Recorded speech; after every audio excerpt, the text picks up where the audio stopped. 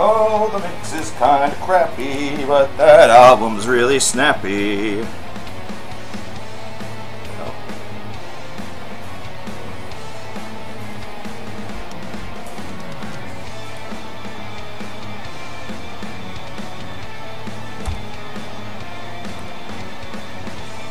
Da, da, da, da, da, da, da, da, da. I got no breathing, chug, chug, chug, wub, wub, wub.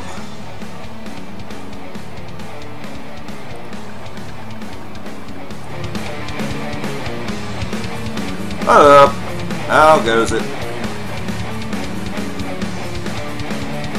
Answering as many super chats as possible. Oh God. Hi. You got a nice little view of my shirt there.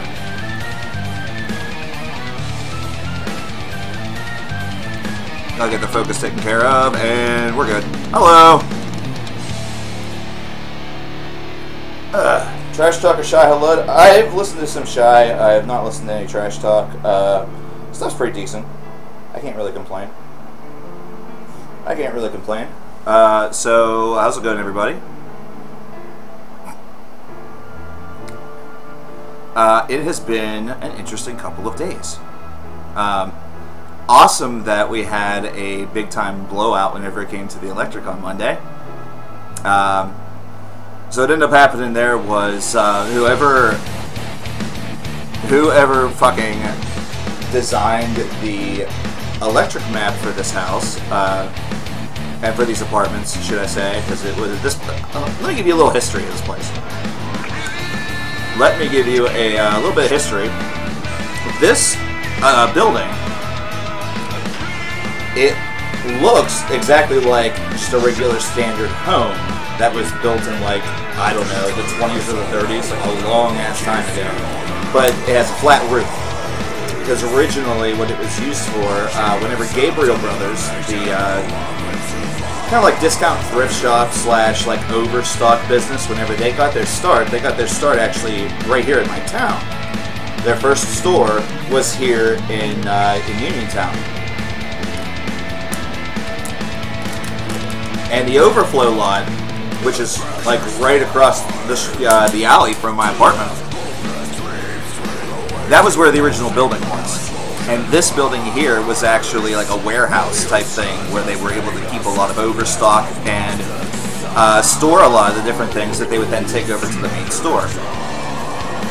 Now, whenever the business did very, very well whenever it first started off, so they needed to find a bigger location. So they changed locations over to where they currently are, which is about a mile to 2 miles in that direction, like over heading toward where my parents live, because my parents live about 4 miles away from me, which is actually pretty handy considering they do tend to need a little bit of help, considering my father has been injured for 20 years and my mother is getting up there in age and suffers from very, very bad migraine headaches. So I like to help them out whenever I can.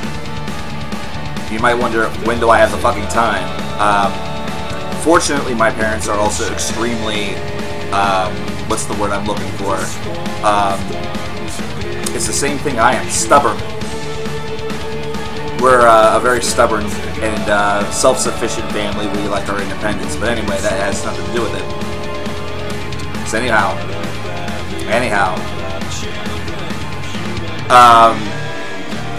This building then became apartments because the building owner, his mother actually purchased the building and was using it for apartments. And whenever she got older, she decided she didn't want to do that anymore, so her son, who, like I said, is the building owner now, who's based out of Michigan, because he has properties up there and he also is a teacher up there, purchased the building from her to keep it in the family and sort of continue the family business, because I guess that was something that kept them going for a while back in like the 70s and 80s. So it's been apartment buildings ever since. But anyway, whoever did the electric, though, is a jerk, considering on one fuse they have half of the apartment, but not split like right down the middle, where like it would be the kitchen, the living room, and then part of the studio, or like the kitchen, the living room, and the bathroom, and then have the other one be the hallway, the studio, and the bedroom, and then the closet. But whatever. Instead, how they handled this was that they put it on little strips. So there's one strip that goes down the kitchen, which is on the far wall, which is closest to the living room. That's on one, whereas anything that's on the back side is on the other. In the living room, the back far side and then the whole entire right side is on that same one that's on the kitchen. But the one that's closest to the kitchen is not. It's on the other one, because that makes sense. It's basically, this thing is rigged by a dumbass. So what ended up happening on Monday was that whenever the fuse blew, only one blew. But it was the fuse that had on it my refrigerator, my microwave, the stove, the computer, both of them actually, the laptop and the desktop, the television, the router, basically everything we need. Everything. Now, you're not the oldest here. I'm older than you.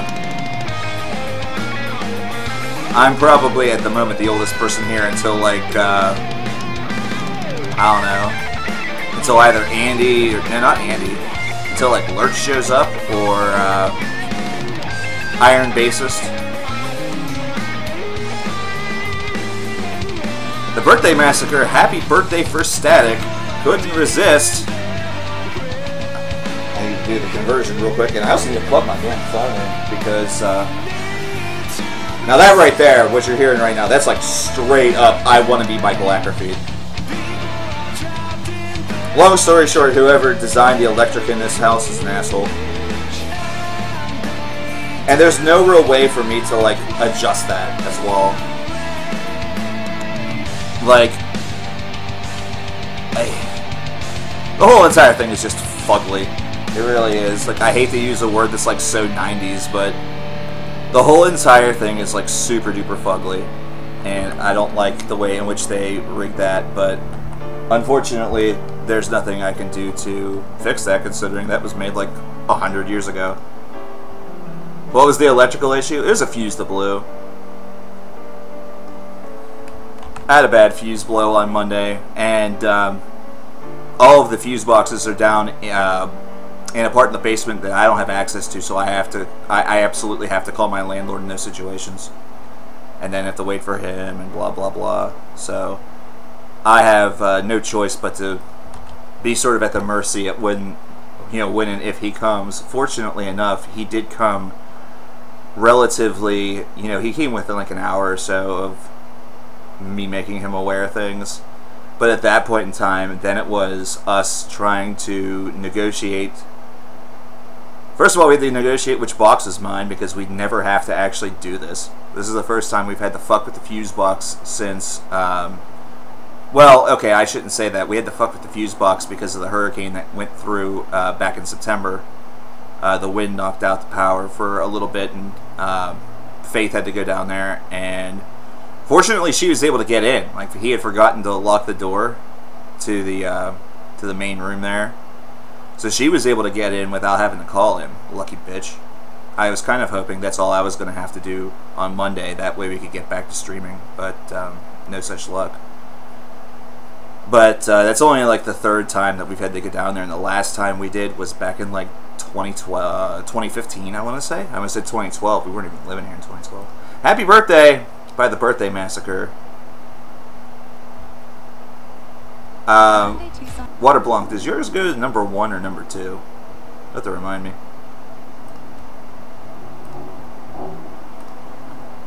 You'll have to remind me. My streams are cursed. Yeah. Yeah, I'm thinking that those have to be on. It has to be on some pretty hefty amperage in order for it to handle everything that's on those, because each of the 4 apartments is designed that way. And I can guarantee you that while I have a lot of electrical equipment because of, having the laptop, and then we have a couple TVs and stuff. But I can guarantee you that one of my neighbors probably has a whole hell of a lot more. Number one? Cool. Alright. That's, I mean, that is almost a distinct possibility. Mostly because one of my neighbors is a guitar player. And I know that he has, like, he's done some minor, like, local touring and stuff like that, so he has some equipment there, and I know she has some stuff. But yeah, there's a really good chance that that was like 50% based around like us actually using things in the apartment, because if it was based off of like overuse of equipment, we would be blowing that shit like daily. Or we would have been like blowing that shit daily last year whenever her brother was living here. Because he had stuff on constantly. Like, he had a good number of stuff on constantly. You know, television, PlayStation, his phone was like plugged in, I'd say 75% of the time, which is stupid. Our electric bill is so much less now. It's awesome. What do I think about you as a neighbor? I don't know. I probably think it's alright. I really like the neighbors I have right now.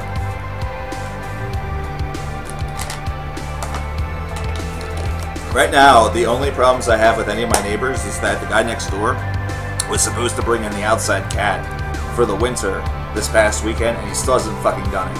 And it's getting cold outside. So crazy is getting a little chilled, and I am not very happy about that. But I also know that my neighbor has not been home for like long stretches at a time. Like, he left on my side, like he left right in front of my door today, like 5 cans of cat food. Like, I'm not even sure what to think whenever it comes to that. If he's giving me like 5 cans of cat food, what the hell? Like, does that mean he's gonna be at work for 5 days?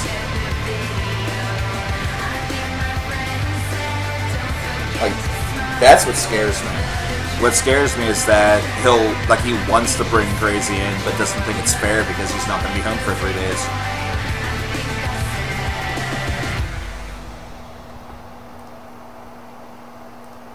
Let me see who I have in the building currently. I know Maru is here. We have a couple tracks that we need to get to from the other day.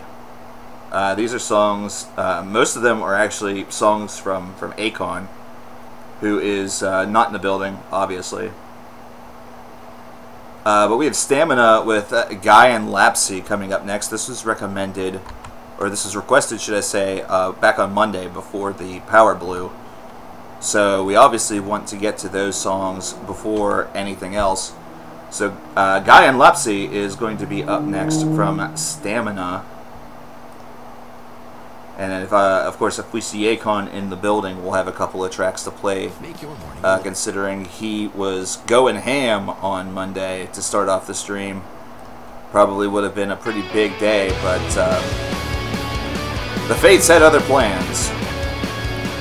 Damn Fates, spinning their yarn, weaving the realities that we live in. And then we also have a couple from Friday too, but again, I have to see their soaks in chat before I play this stuff. So if anybody happens to see Princess Olmeca, the Rift Notebook, Cody Beinert, or Goku, do shoot me a little notification. Hi Valis, how you doing? Not too much going on. Not too much going on.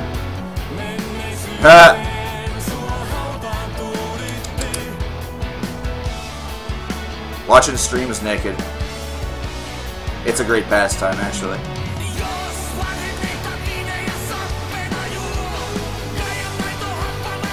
Yeah, we still need to, yeah, Celtic Girl's not usually here on Mondays. I usually see her Wednesdays or Fridays, like later in the week. We missed her on Friday, which kind of stung because she was supposed to come and after like a half an hour and must have gotten tied up or something. Do I have pants on? Yeah, I do. I have to because it's cold.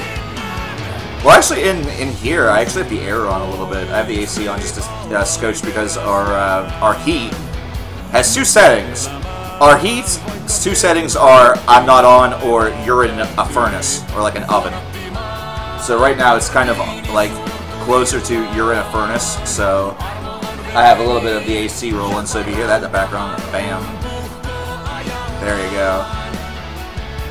What's my opinion on the Nike deal and football players not standing for the anthem? It doesn't bother me all that much, I'll be honest with you. I think the Nike deal is a smart business decision. Remember, I'm a business management, I have a degree in business management as well as computer information systems. So from the business side, you have a movement that is really turning some heads. An athlete that has really started a movement that was based off of a suggestion from someone in the armed forces. You know, so the funny thing about it is that the arguments about how it's so wrong because people in the armed forces, you know, defended blah blah blah, you know, the armed forces are straight up saying, look, you know, we're defending the right to stand and, you know, stand for the flag and also to kneel for it. So, you know.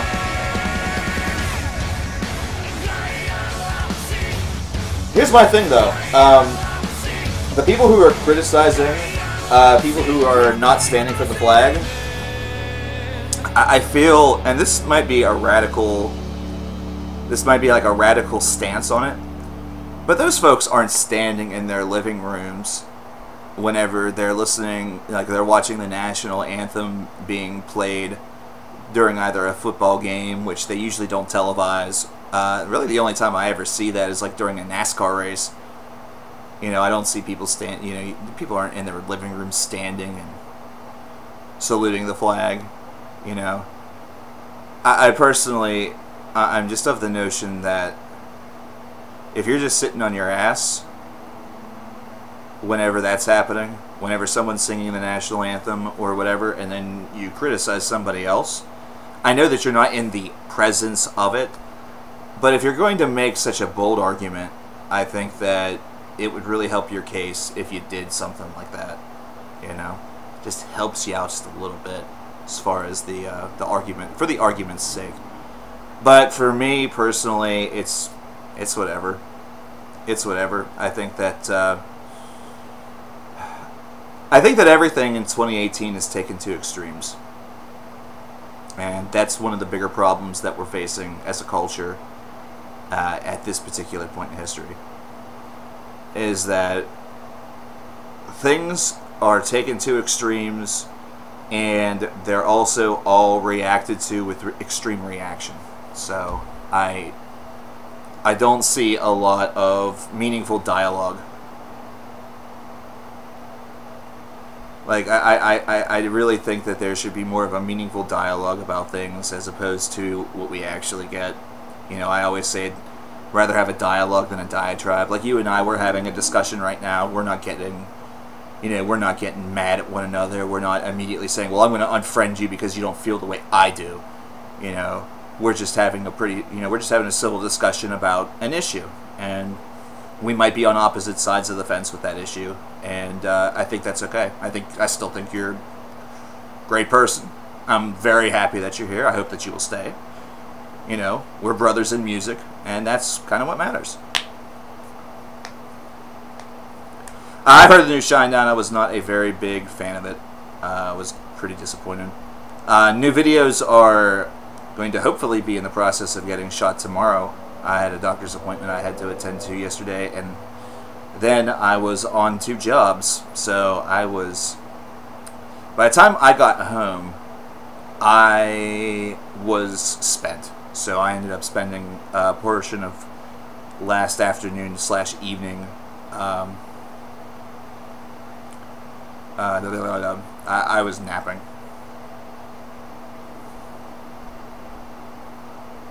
But anyway,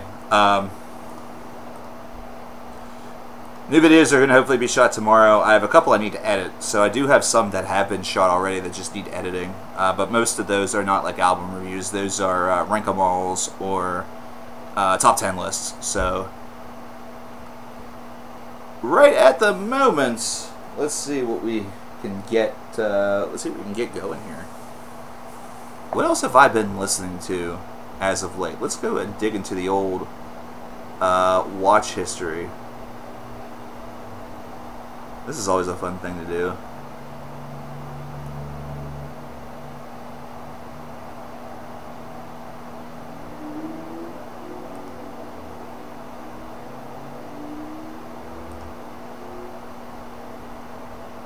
What the hell is this? Oh God.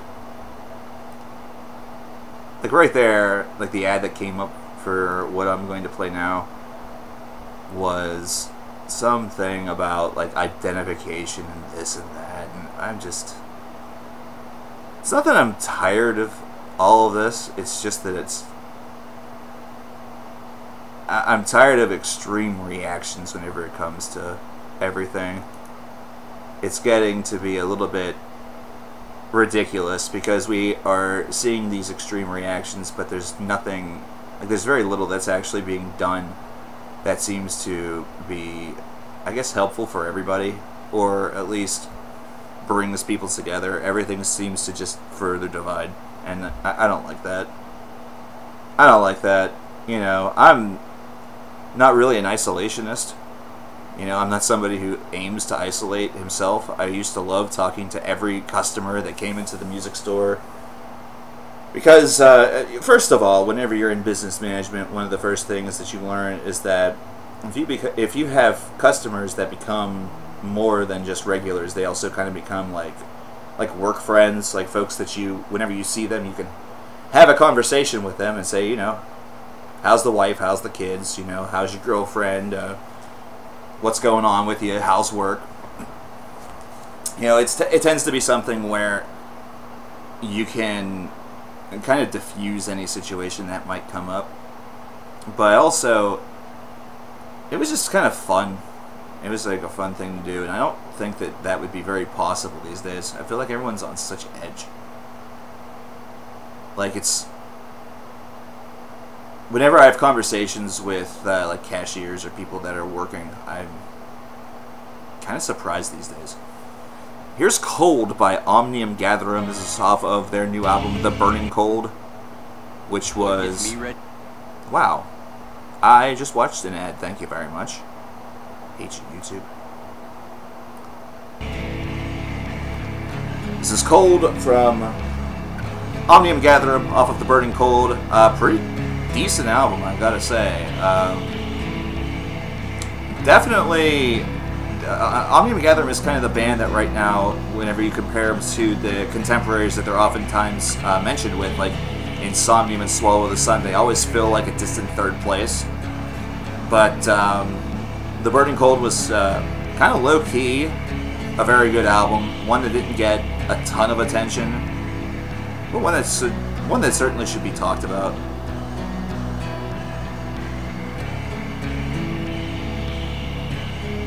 Oh, let me tell you something. I need personal space in relationships 100%. Not only because I have things I need to get done, but I work a lot better whenever I'm completely focused on a project, you know? Because I'm somebody who can get distracted very easily, and whenever I get distracted, it's hard for me to sort of refine that focus, and then I end up feeling like some resentment toward the person who is bothering me, you know what I mean? And that's not fair.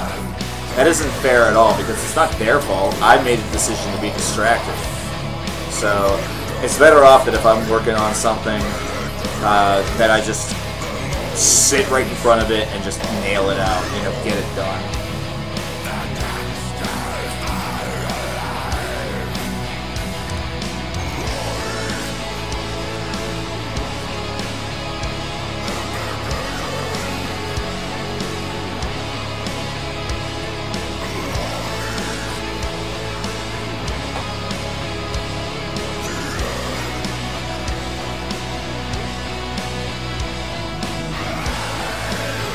all this nonsense.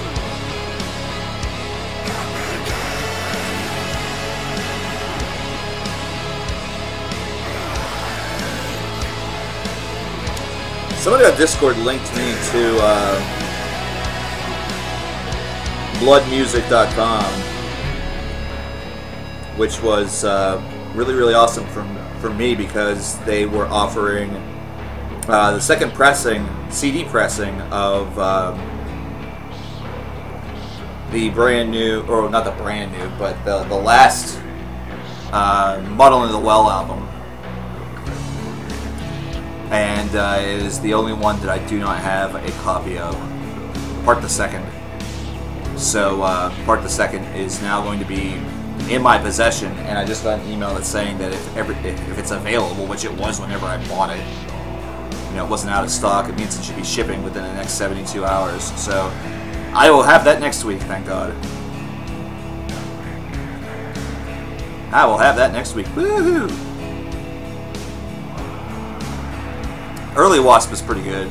Most recent stuff's kind of you know. It's okay. Why does Season of Mist always sell out their shirts? It must be a limited run. I would say, Cody, that they, it depends on how many of those were ordered, or how many that Season of Mist ordered for their shop. There's a good chance that they err on the safe side and order low, and then just aim to restock whenever necessary. I would say that they do that probably as a preventative measure from having to sit with a ton of stock on hand, which means that there's a good chance that you're losing money. Like, as a really good example,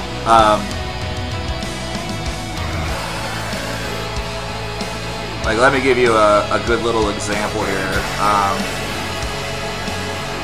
Like, I have the CD sale going on.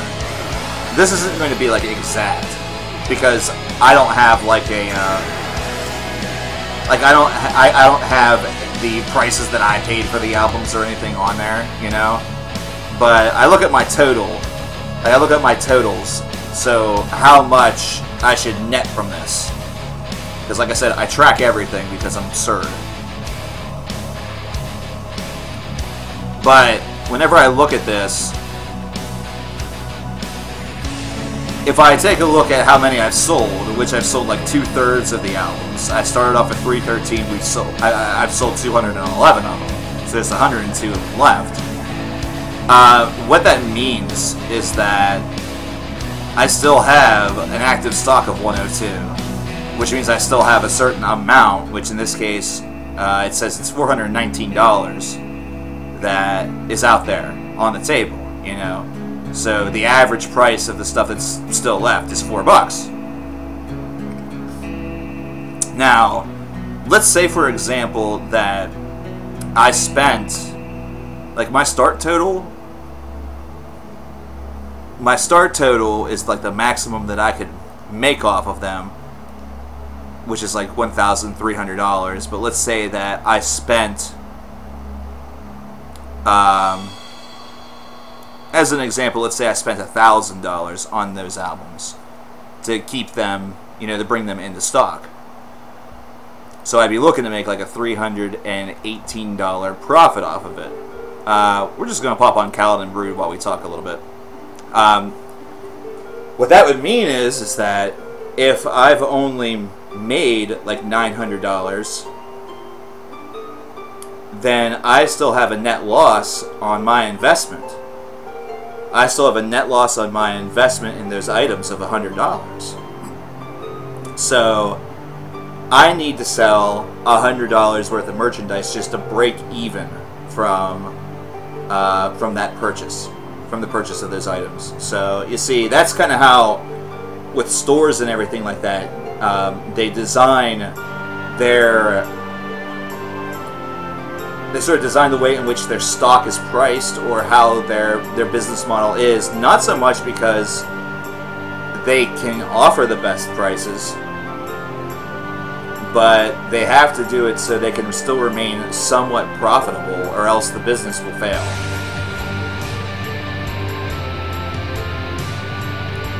Alright, see you later, Vicious. See you later, Mechanics.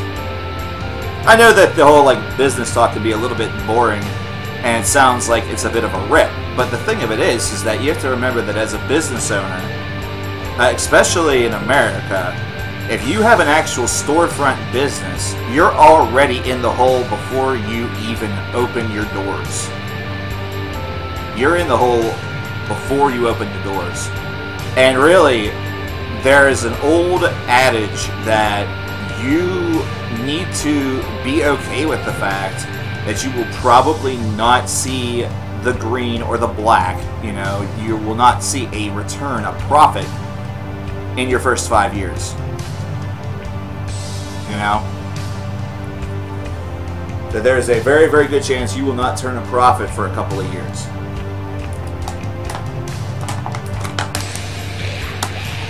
One of the big reasons why a lot of folks don't want to own their own business is for that reason and that reason alone. They see that they bled money and they don't know how to restructure where they don't do that, or they don't have a plan in mind or a plan that helps to cover those losses while they're building their base. About to start buying and reselling shoes. That might be pretty alright. That might be pretty alright. Now, see, for a band, what's interesting about bands is that you guys have the opportunity to really limit your costs a lot. But you sacrifice a lot of opportunities by doing that, because like touring locally and staying well within your area, you know, you might already have food at your house and the gig might be 20 minutes away. You know, there might be, depending on how young you are, you might just be able to go over to someone's, you know, parents' place and eat. Maybe not. You know, you have to foster, whenever it comes to bands, you guys have to foster a lot of great deals with the people who are paying. And then the biggest cost that you guys will have will be any sort of long distance touring.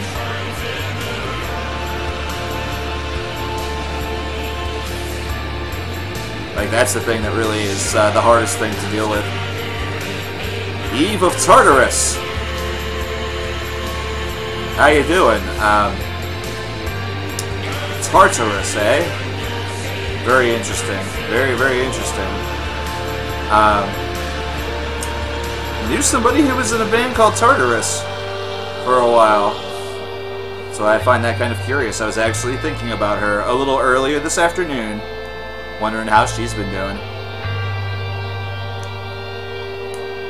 Can I turn the volume up a little bit? I certainly can. For those of you who don't know, this is Kaladin Brood. The album is entitled Echoes of Battle. It's all about the Malazan Book of the Fallen series, which is excellent.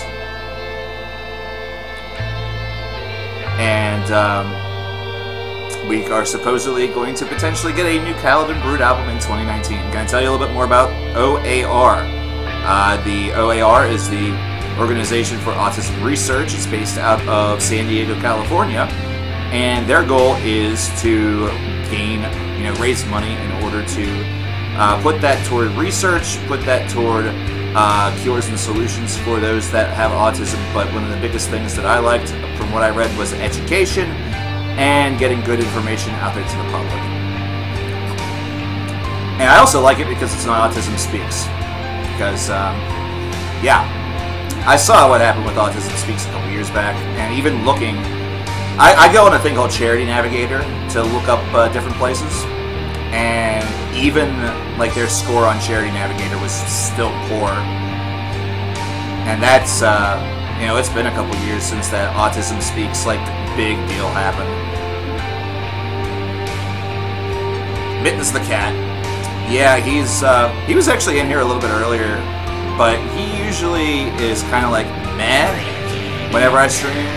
Some days he just comes in here, sits down, or lays down, and he's fine. Other days he wants out instantly. So I just let him go.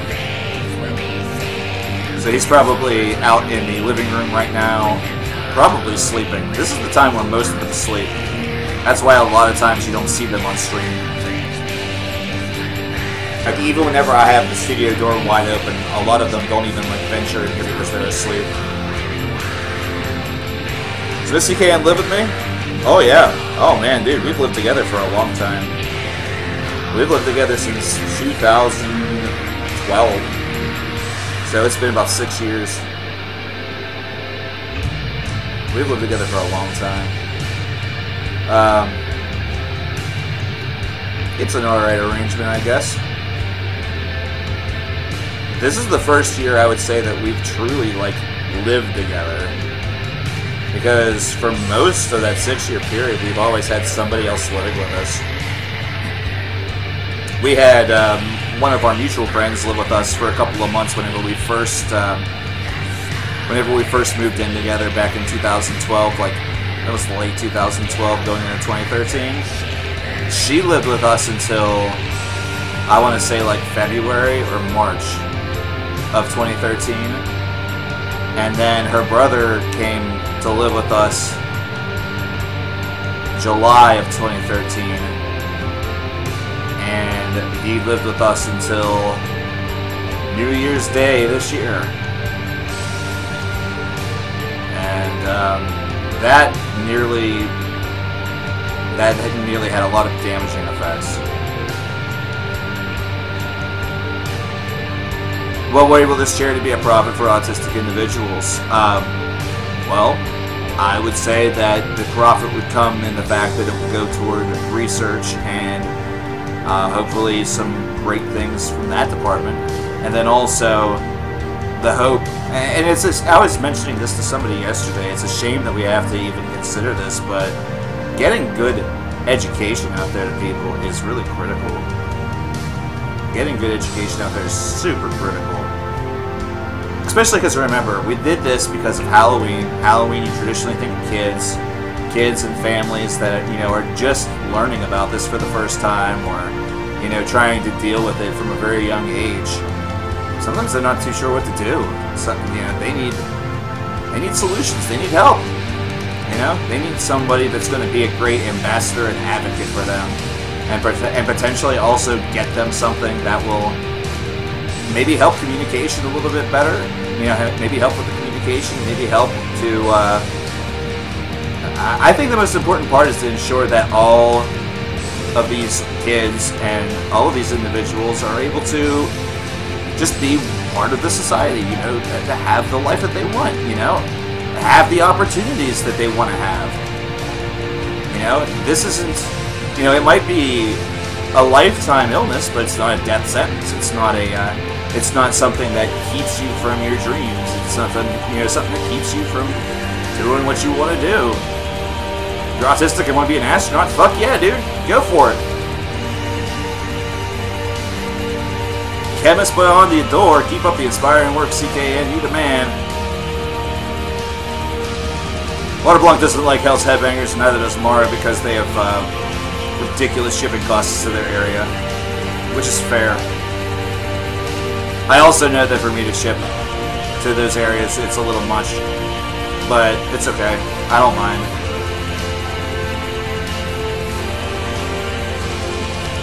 I just want to make sure that I have a plan together. Speaking of $10 gift card, we just got that. We just hit that. So we're going to switch that up.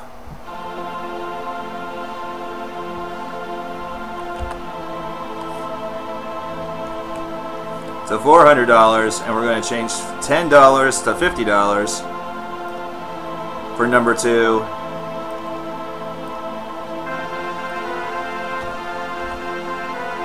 We have a drawing to do. We have a drawing to do. Once I stop freezing.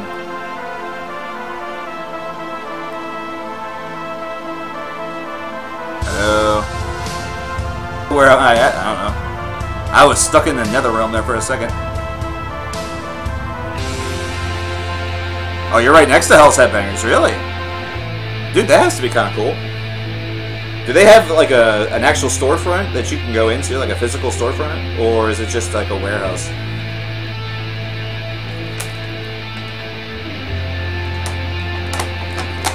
contributing to Chevelle B-Sides and Rarities album.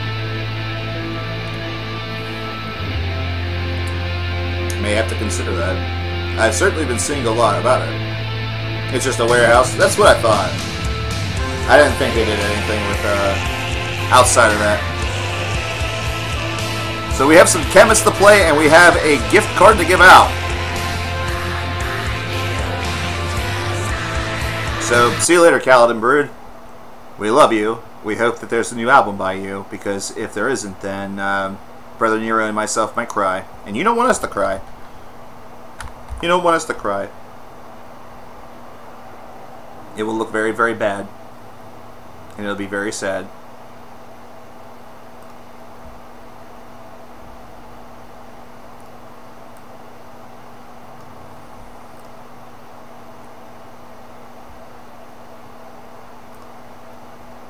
Beyond the Door by Chemist.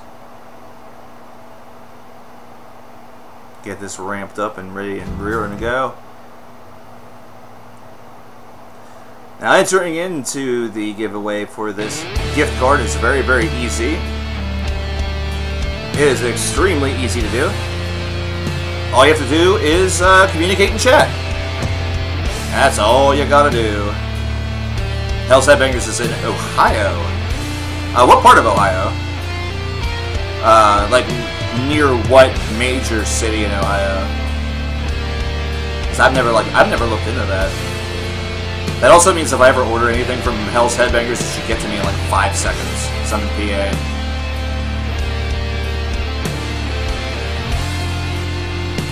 I guess you just go and work for Hell's Headbangers. DH coming in with Ozzy Osbourne, Devil's Daughter, with a £2 donation. Thank you very much. Shipping to Texas would be bad? Probably not. Because that's domestic.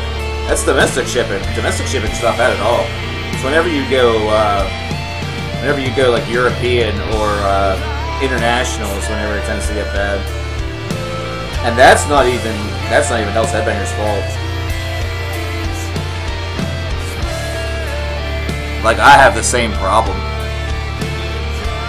I have the same problem with shipping whenever I ship stuff. So, that isn't specific to Hell's Headbangers.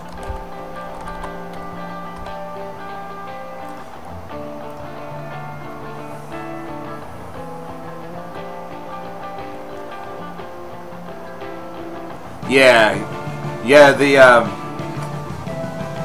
the two folks that are critical of Hell's Headbangers are fairly, it's very fair that they are, considering the shipping costs to their territories are very high.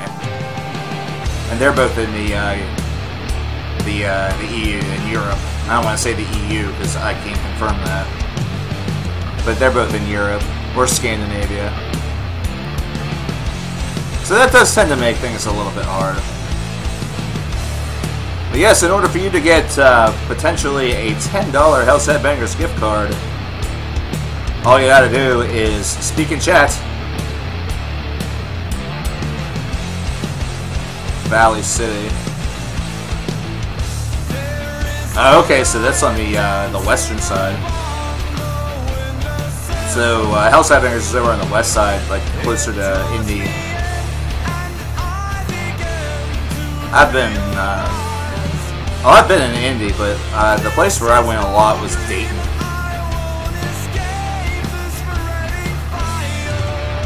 No, I really haven't. I haven't watched much of Banger TV stuff. We were supposed to collab together, but then they never got back to me. That was like 2 years ago.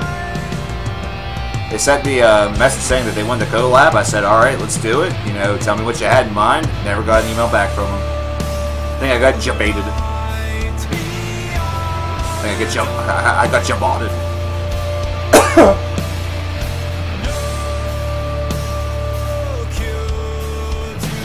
Like, we want to work with you, and then I was like, yay, and they're like, haha, just kidding. High school all over again. I'm kidding. I'll have to reach back out to them and see if they would ever want to do something.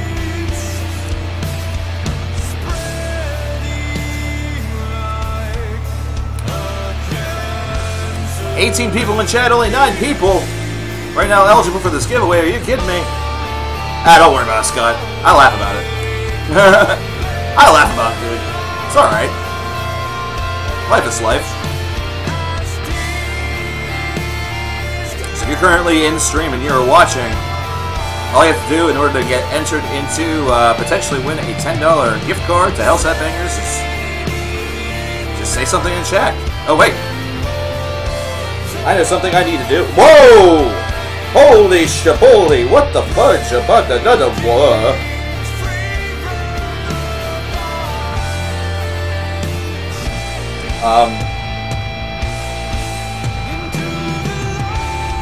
I just went full dum-dum. I was like, what do I do first? What do I do first?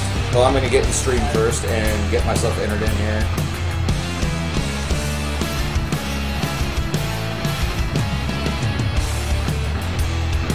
But, we just got ourselves quite the donation. So, we're going to get rid of that. Apparently not. Apparently not. Get this out of here. Go away, thing. Go away, thing. I don't like you.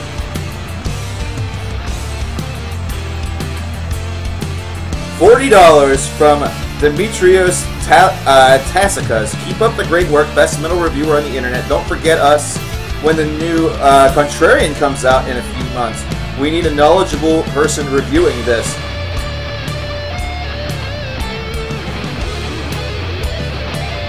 Wait a minute. Wait a minute. Yo! Fucking rock on, dude. Hell yeah.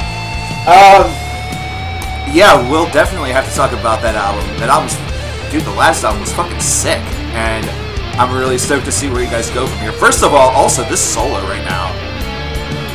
Dude, Homo's at your boys and Chemists. Y'all can tour together and it'd be sick. But yeah, Contrarian was awesome. Oh my god. Thank you so much. That is such an awesome thing. But guess what that also means? We're freaking spinning that multiplier wheel, dude. Hell yeah. That was incredible. I don't know if you're in chat or not, my friend. If you're in chat, Demetrios. Which of the 3 incentives would you like that $40 to go to, man? Which of the 3 on the left there would you like that to go to? Wow! Contrarian, man. So good. So good. But yeah, we get to spin the freaking multiplier wheel right now. So,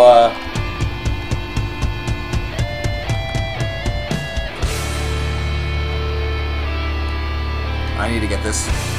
Wow, did I just...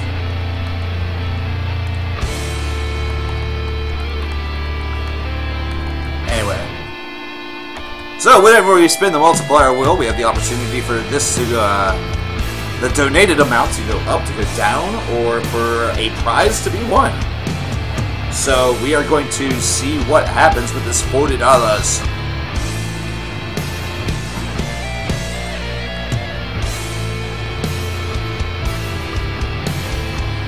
So, let's get this up and rolling. Hey, wait a minute. You get up there. There we go. So, we spin it. Round and round it goes. Where it stops, nobody knows. I have a good feeling about this. I have a good feeling about this. I do have a good feeling about this. We're getting a CKN dance. Hell yeah. That's cool, man. Thank you very much once again. I appreciate it, Demetrios. We are definitely going to talk about that new Contrarian disc whenever it drops. We have to, man. I like that first one too much for us not to. So,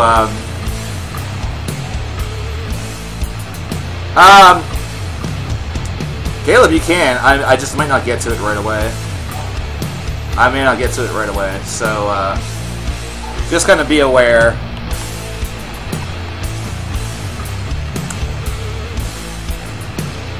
So for those of you who are not aware of what the CKN dance, it's actually very, very easy to do. You can do it at home. You can do it at home.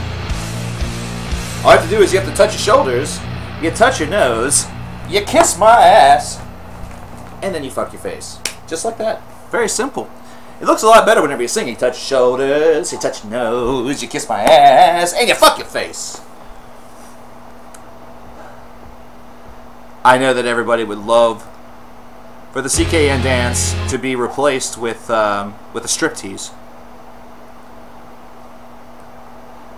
I know that you will all like that. But maybe, just maybe, for Video Mania in November and December, maybe that incentive will come back. Maybe the event will return. Maybe. I don't know. I don't know. With the way that I have, I know that I couldn't do that for this cycle for how I've been feeling, but maybe if I start feeling a little better, 'cause I have been just beat down by my health in October. That's been the worst. Wobbin, my friend, it has been a-okay. We had some issues on Monday, so the stream was cut short, which was a real pain, but that's a-okay.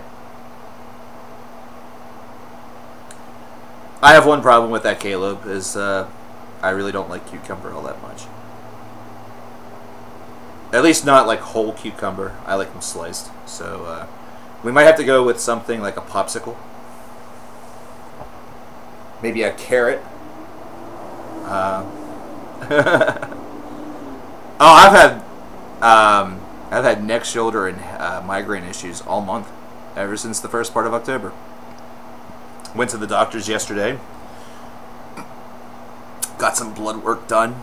And so I go back to the doctor's next Tuesday to see about the results. See what exactly is going on. Ozzy Osbourne with Devil's Daughter coming up. Joking picked up some releases today. Hell yeah! Supporting heavy metal. What did you end up getting? What did you get? What did you end up getting, my friend? Devil's Daughter, Holy War by Ozzy Osbourne is up next. BT Dubs. My name is Miles Morales. No, it's not. You shut your mouth. I thought I was the one and only Spider-Man. Well, guess what? You're not. There's like 17 Spider-Man. And it's Halloween, which means there'll be like 170,000 more. You're just the only one that has an animated movie.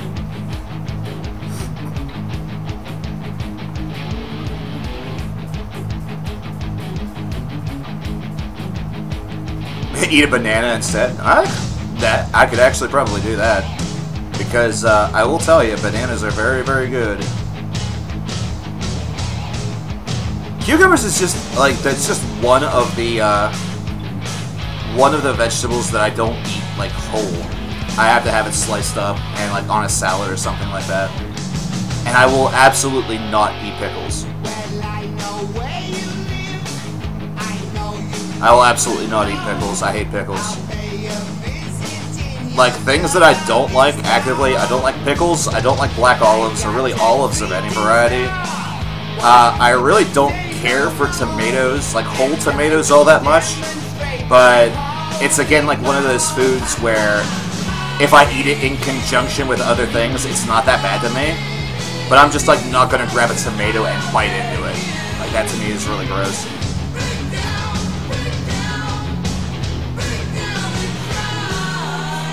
I really am not a huge fan of avocado either, but I also haven't eaten avocado a lot. Like, I tried avocado on a Subway sub whenever they were offering that, and I have a feeling that that's a bad representation of avocado,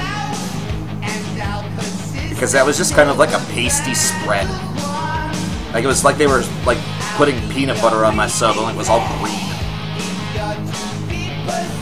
Why are we talking vegetables? I don't know.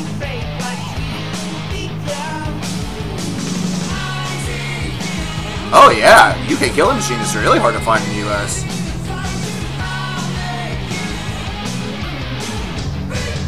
You had to have cut a now. Okay, that sounds awesome. Ooh, Canadian repressing of Rainbow Rising. That's cool. Oh, I'll tell you what, Caleb. Veggie pizza is legit awesome.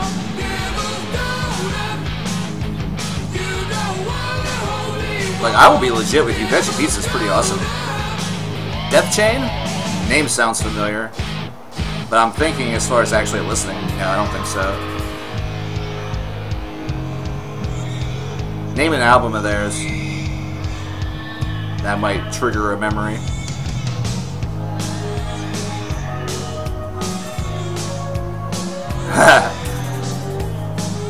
Anyway, I'm glad that the new place is working out well. Thanks again to Demetrios and the folks from Contrarian for the $40 donation. That's amazing, man. I'm touched. I will happily review the next album. I was planning on doing that anyhow. Death Gods, Lovecraft theme.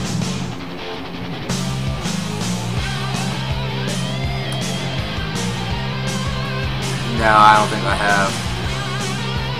If I'm sitting here racking my brain this hard, it's safer for me just to say I haven't. Oh, let's roll this.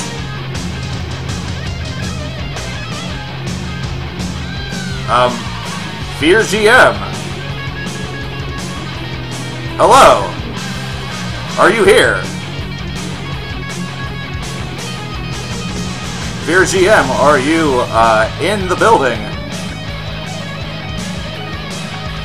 I didn't even see you. I didn't even see you make any sort of. Oh, hello! Hi, Fear GM. Guess what? You just won yourself a $10 Hell's Headbangers gift card. You just won something.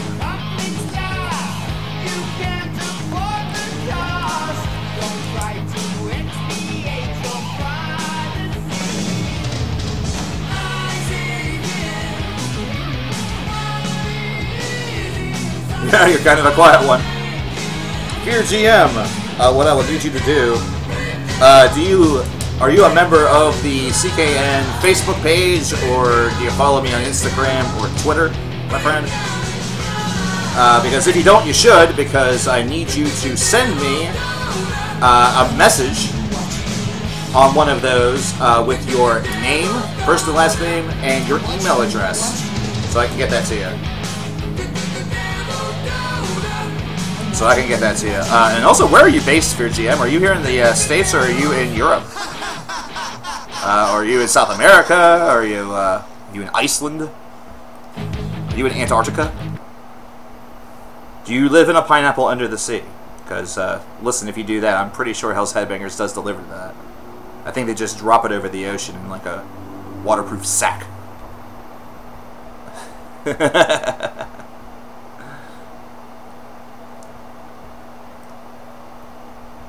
I'm going to have a little fun.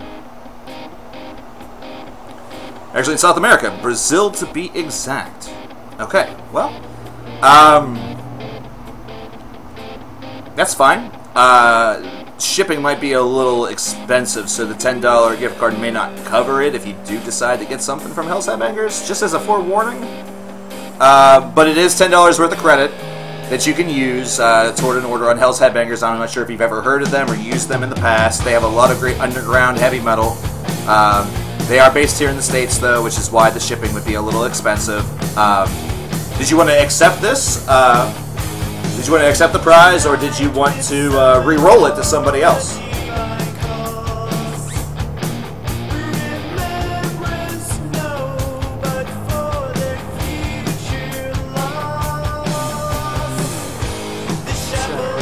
Ritual smells of dead human sacrifice on the altar. Yeah, broad feasts are a little expensive, that's what I will say. Reroll? Okay. But Fear, I'm glad to have you here. I'm very glad to have you here. I hope to see you in the future here. And I can definitely understand how if maybe the gift card was like $100 or something like that, that'd be more up your alley. Hey man, I appreciate it. I appreciate you, dude. This is Ritual by Ghost. Let's re-roll it. Well, we know we have to roll. We know we have to re-roll that again. Water Blanc. You're a lucky son of a bitch. You know that. That's okay, Fear. Well. Well, let's try it again. Hey, joking.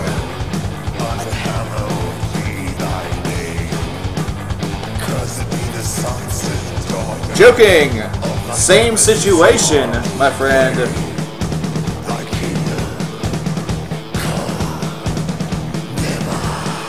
Would you like to accept the prize, or are you looking to have it re-rolled? $10 Hell's Headbangers gift card. Congratulations. Hell yeah, you are accepting it. Good deal, man. Like I said, on the Facebook page, the Instagram page, or the Twitter page, whichever you have me followed on, yo, send me your first and your last name and your email address. Bitch. I'll get that to you as soon as I can.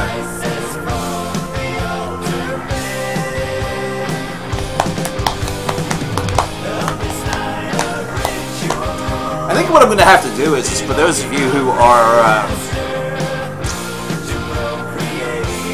those of you who are international may have to try to do something that's like sort of the same as the gift card. Like either maybe we can scour around and find something that's got like a Euro side, or at the very least, like if some of you have, like I know some of you have PayPal, I can just get you that just straight cash.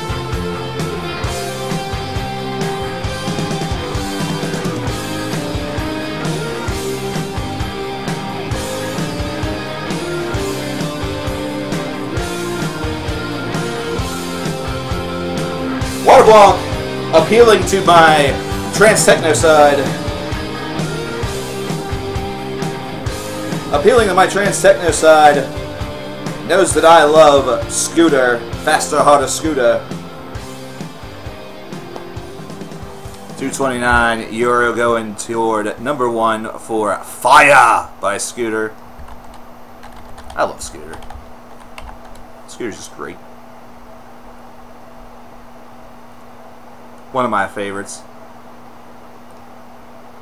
One of my favorite all-time Scooter songs is a track called UFO Phenomena. My name is Miles Morales. I don't care. I just do not care, Miles. I don't care if that sounds racist or sexist or cartoonist. I just do not care. I actually know this? Absolutely. Dude, Scooter's great. Yeah, Scooter's still around. I have them followed on Twitter. They right now are just on a little break. But yeah, they're still active. Fire! That's the best part about Scooter, is that they are active right under your nose. They are active right under your nose.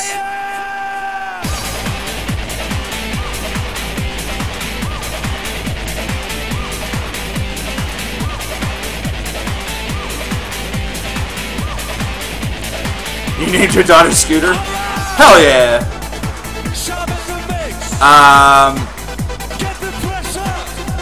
Maybe? I don't think so. I'll make sure that...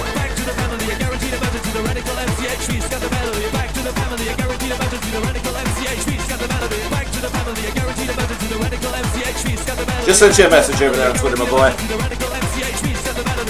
2, 3, 4. Fire!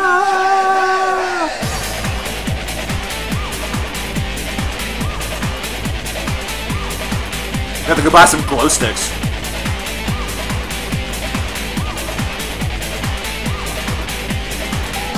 Funny thing was is that I thought that what the hell? People like me. People really like me. You should have a message over on Twitter, joking. I don't know if I had to follow you back in order to do that or not, but I just followed you back and just sent you a message, so it was whatever. Made it real nice and easy. I enjoy simplicity.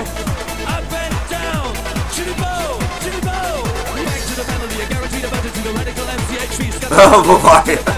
Dude. Whatever.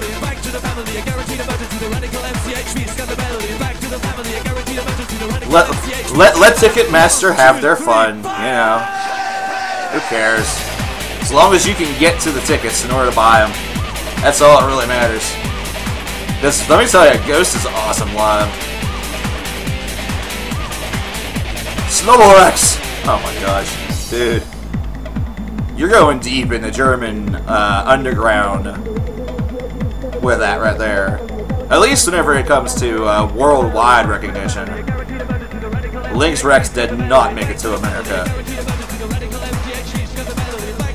Lynx Rex did not. Well, it might have. Maybe in clubs. Oh, that's Dutch? No. I actually went off of the Lynx Rex.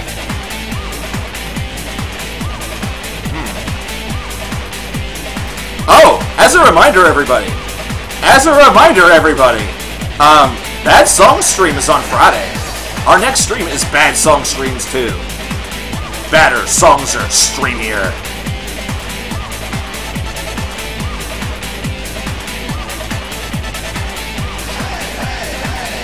You know what? Bump it. Fucking UFO Phenomena's coming next.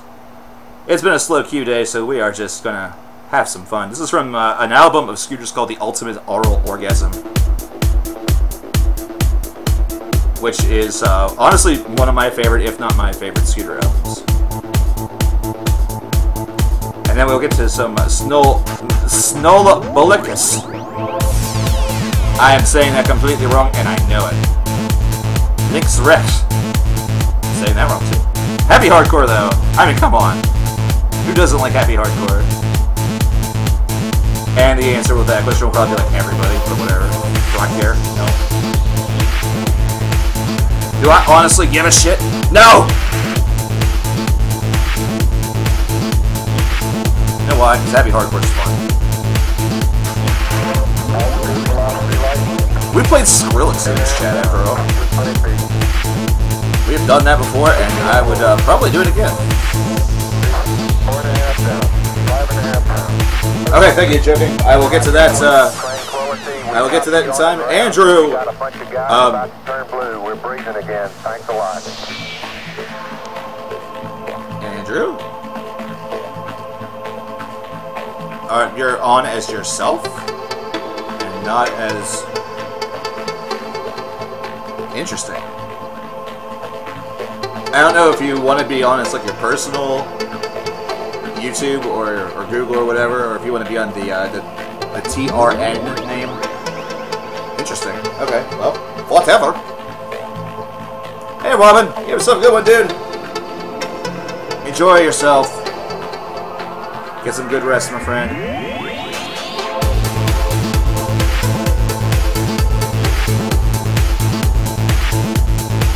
Very good joking. I just caught the message. Fear, hey, dude, Fear, thank you for the follow over on Twitter as well. Appreciate it, dude. Trying to throw some stuff on there that's a little different. About 2 weeks ago, we did like quick little reviews of about 6 or 7 different albums that I was hoping to get to on a video. I don't know if my video is going to get made, so I actually just did a review of the album that we started the stream with from a band called Deathcore. I did that over on Instagram. Mostly because I was able to use more than, like, it was 280 characters. Whatever the character limit is. I'm his brother. He told me to come.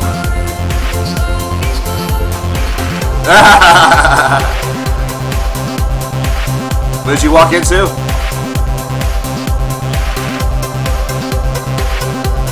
Rave dance party. Actually, happy hardcore dance party. What you actually walked into was confusion, considering I saw your actual name instead of TRF, and was like, or TRN, and I was like, did he get hacked? Oh boy! What is this? This is UFO Phenomena by Scooter. I fucking love this song. It's amazing. Listen, if you ever want to break from heavy metal, which I know sounds like such a bad thing. I know, it sounds terrible. Come on, man. Yo, you want to change a pace. You want to have some fun with your friends and be like, yo, I'm going to play you the hardest song of all time, then play this shit. I'm telling you, German happy hardcore or German techno is so energetic and fun. Or any real, like, 90s, early 2000s techno. Orbital, fucking great. The Orb, great. Oakenfold has a lot of great material, especially whenever you go back to his 90s days. Paul Van Dyke, great material. You know, it's whenever we get into, like, this meme, like this, like, chill wave or, like, meme wave or whatever, that it gets, or, like, vapor wave, where it can kind of get a little bit kind of You know what I mean? It's kind of... like, some of the stuff is good, but others try to go way too much into the memeverse, and it gets a little hard to follow. I think that's the real problem. Oops. Thanks a lot. You're welcome.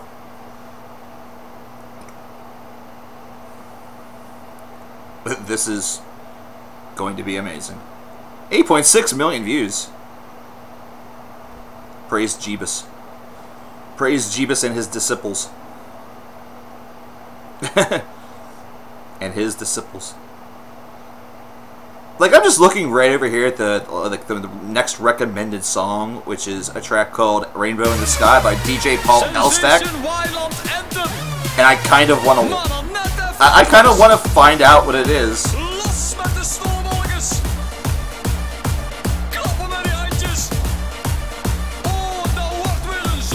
I feel like I'm on like I'm at a dance party in like a ski lodge.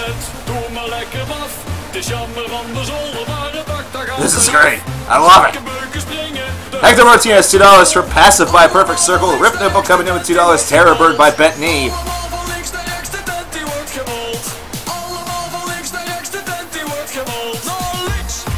If you notice the Riff Notebook, if you notice, Andrew, number 2 has changed a little bit. It's because we actually just did a giveaway for the $10 gift card, which was won by Fear GM, but he was generous and decided to re-roll it and ended up going to Joking. Everyone from left to right, the tent is going down. I like it. I want them to play the song whenever a circus is done.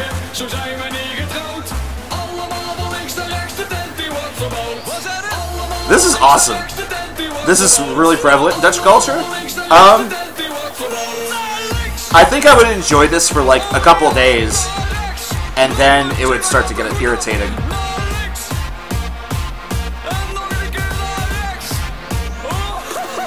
How long am I going to be on? My plan was to be on till like 7, so another 2 hours. It really is going to depend on the queue. It's going to depend on my health, because I almost actually didn't come on today. So I felt like garbage this morning and early afternoon. But I'll tell you what I actually did is that I had myself a pretty big, like, protein-packed meal right before I came on. And I, like, just I went back into the bedroom and I just sort of like laid there and let it digest for about 15 minutes, and then I started to feel real good.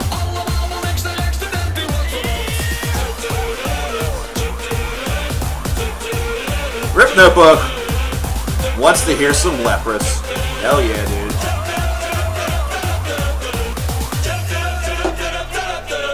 Is er hier een defibrillator of niet? Want god man, een ju. What? Have you been banned from freequeue too, or what is going on? Huh?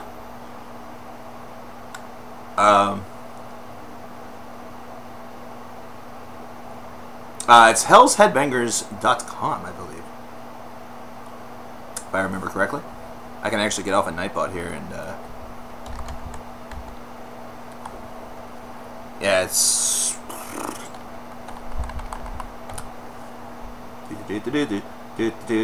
Yeah, just hellsheadbangers.com. Let me get you that.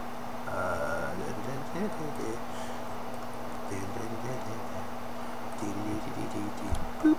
There we go. Yep, there it is. So $5 from Mr. Riffy Notebookie. Riffy Notebookie. I like it. Thanks, Butter. Thanks, Butter. Or thanks, Border, should I say. I think I'm going to make that my thing. Thanks, Border. And then we have €229 from Waterblanc, so 261, heading toward number 1. I need to scope out and see what's going on over on the all request stream for freequeue dose. Mario is saying that there is some difficulty currently with getting things edited over there, so I will have to head over there and see what the deal is. Yeah, and I'll do that momentarily, and then we'll get some tunes a-crackin'. That was, as I said, I feel like that's something where that would be really fun for 2 to 3 days, and then it would get to be really, really irritating. But I have a feeling that that's why you prefer metal, my friend. Because you can only take so much of like happiness like that before you just kind of want to die.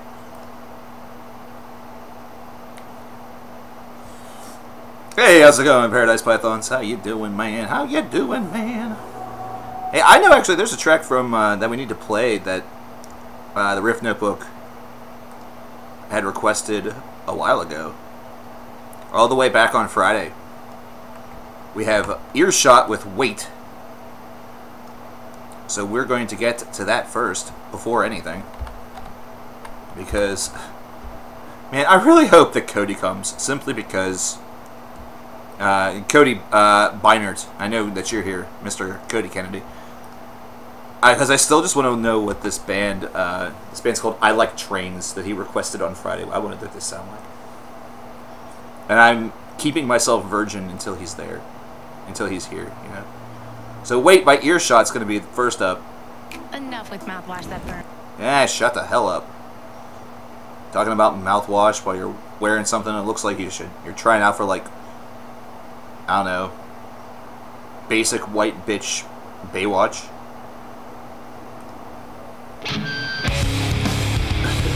After this, we'll have some A Perfect Circle.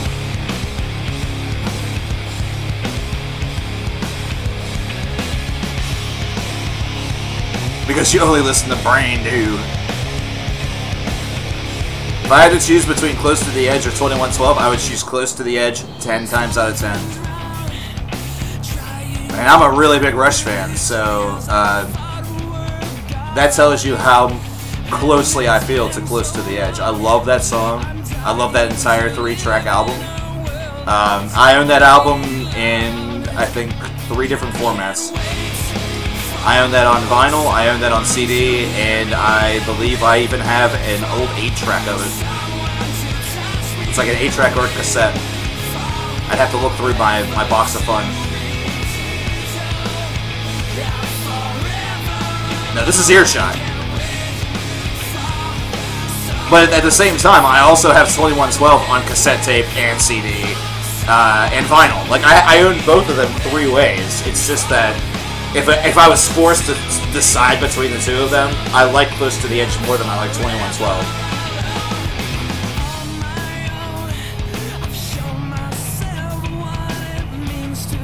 Which sound, you know, it's not even all that much of prog rock heresy, because Close to the Edge is absolutely incredible.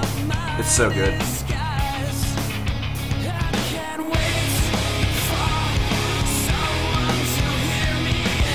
Listen to Glory Hammer and you won't be depressed.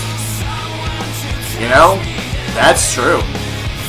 That is definitely a true statement. Before we get to a perfect circle, I'll actually play for you guys one of the songs that I always used to play whenever I was really, really depressed. Back in like, oh god, back in my darkest. Back whenever the channel was first getting started, in my like legit darker moments, I'll play a song that I played a lot during that time.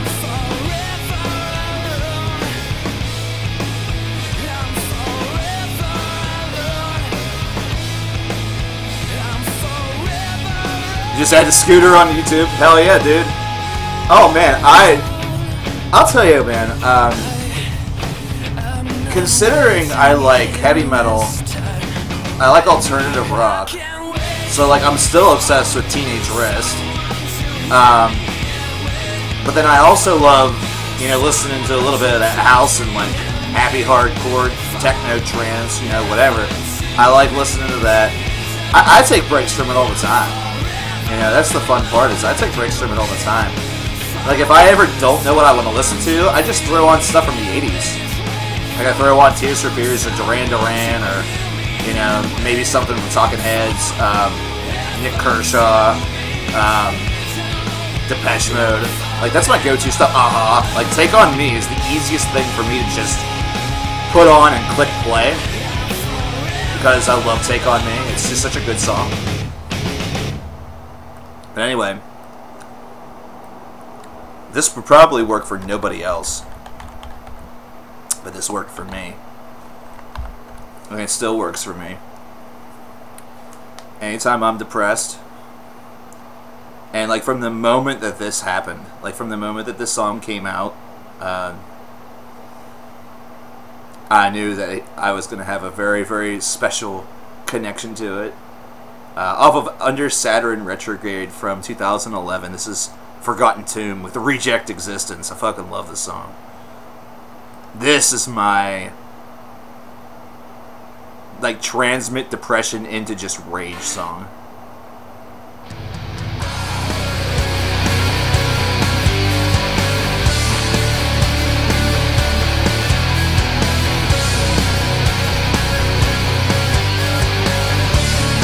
How does it feel to watch you talk to your split personality? Yo, man.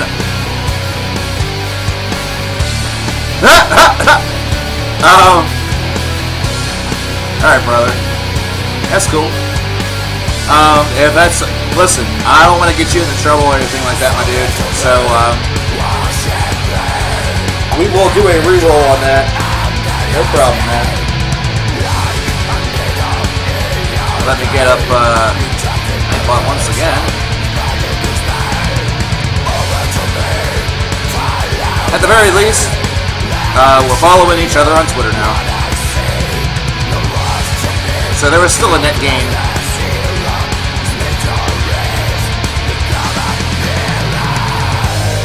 Alright, way that you enter yourself is by being active in chat. I now know 3 people that will not want to win, so.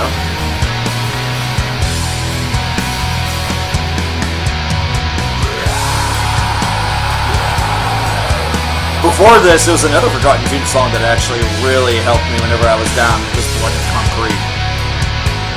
So yeah, another band that, after listening to some of their stuff, like within the past like year or two, that probably would have helped a lot, would have been Make a Change, Kill Yourself.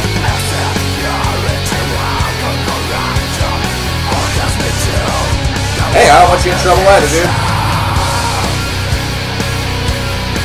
I know that Hell's Headbangers is a little bit extreme. trust me. But I also love the catalog that they have because there's so much. Like, I can go on that website and I would say 15 of the first 20 bands that I'll see, I probably don't know who the fuck they are, and I love that. I think that's so awesome.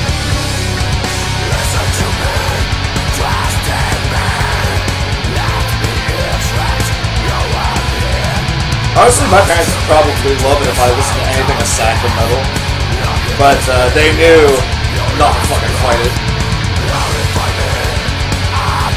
Because the deeper I got in, the deeper that I just would not let anything stop me. One metal band that I think could play and kill in a good way the Super Bowl halftime show, Ghost. Honest to God. Don't matter if you think that they're metal or not, I think Ghost would be, they would have the theatrics, and they have that sort of opera-laced sound. I think they do amazing. I think they do a really, really good job. Aside from that, the only other band that probably has a damn good shot would probably be Disturbed. But I don't think Disturbed these days would really be a best fit for it. They probably should have gotten in the mid-2000s. Don't say Ghost? I said Ghost. Only other thing I could think of, Iron Maiden. But Iron Maiden would have to be like the World Cup. Let's be honest here. It can't be American football. Because they would just come out and say, listen, this isn't the real football, you fucking cunts, and then just walk on stage.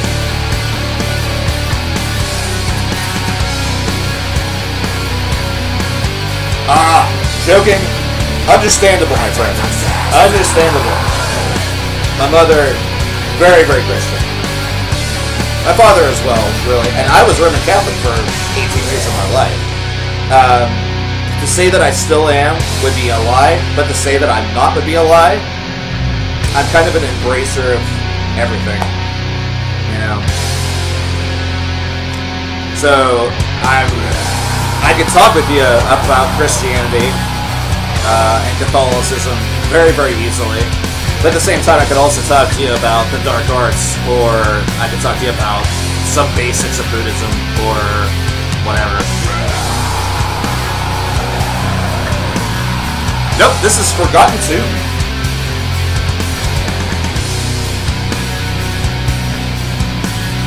Did I sing in a boy choir? No, I didn't. They wanted me, I had a teacher that wanted me to whenever I was in like the 5th or 6th grade, but I didn't want to. My aspirations were not to sing in a choir, but to be in like either a band or like a solo performer. And I do not have the voice for that anymore. Right now, I have a voice that's barely suited for a karaoke bar.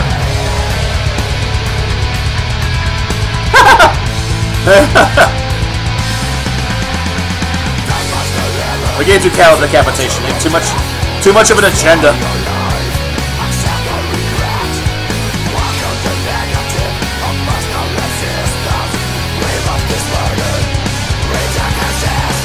We need to get Napalm Death for the Super Bowl. I think Napalm Death for Super Bowl is. I think we can do that.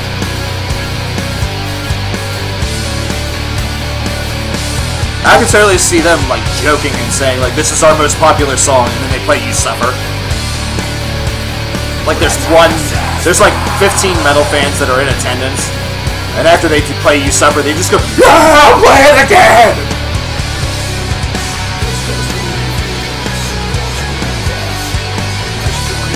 Anyway, let's go on to some A Perfect Circle. This is passive. This is requested by Hector. I thank you very much, dude. Apologize that we kind of took a little time to get there because, you know. Oh, you're non-denominational? That's cool. I'm Catholic, or I was Catholic, should I say.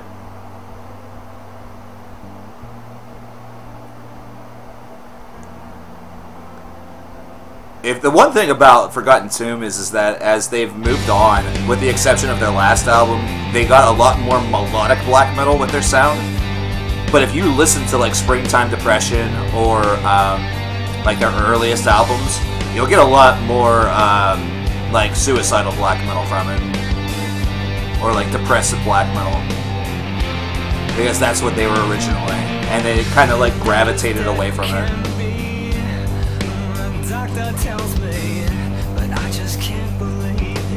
I'm still really disappointed in Eat the Elephant by A Perfect Circle, by the way. Just tossing that out there. Just tossing that out there.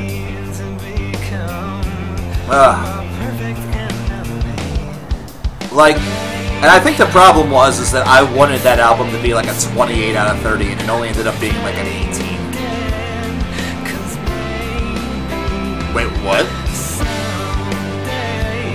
Where are you seeing all of those bands at, Volvarian, and how can I hijack your body and experience Bellwitch live? Brother. Yo. Do I think I'll be disappointed with Tool? Napalm Deathful. I'm very concerned that I would be, OA, to be perfectly honest with you. But I think that, I think I'm going to have to really go into that album with no expectations, because having expectations with a Tool album is kind of silly. That's the thing, like, I thought Riff Notebook, I would go back to that album and like something would reveal itself to me. Like, I listened to it again last week, and originally the score I gave it was a 19. It actually went down a tick.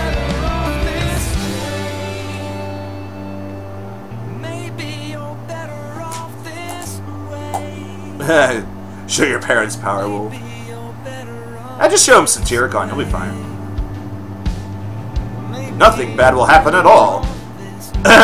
Play them Crotch Duster. Don't do that. That's bad advice. That's bad advice. I'm gonna get you and myself in trouble. I'm a bad boy.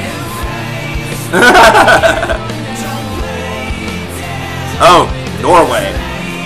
Well, I'd like to be there anyway. I think that'd be a pretty cool place to be right now. Hey, this is a PG stream, Maynard. Watch your fucking mouth. I mean,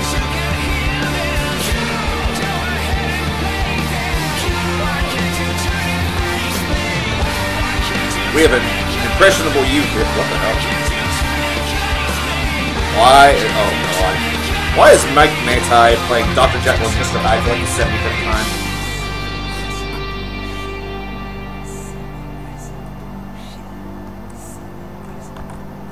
I just like having fun, if I'm being real. That's Passive by A Perfect Circle. Thanks, Hector. I appreciate that. We have some Bent Knee coming up next. We have Terror Bird. I haven't listened to Bent Knee in a bit. Man, it's been a minute. It has been a damn minute, man. I'm telling you what.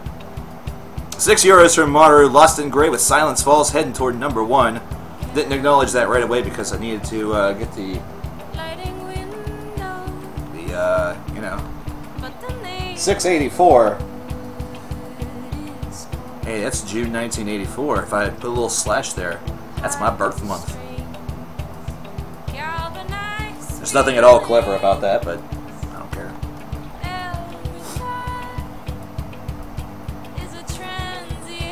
I almost just said I'm doing homemade math. What the hell? I invented this math.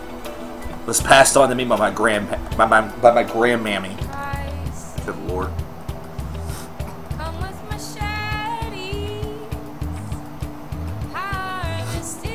Oh god.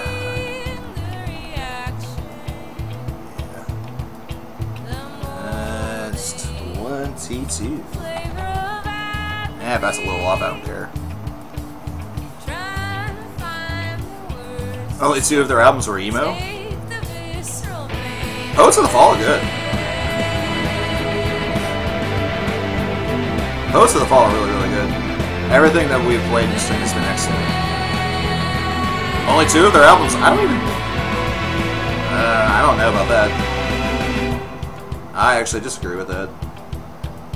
The only reason why Bentley, I think, gets lumped in with a lot of that stuff is because they were on Warped Tour a number of years.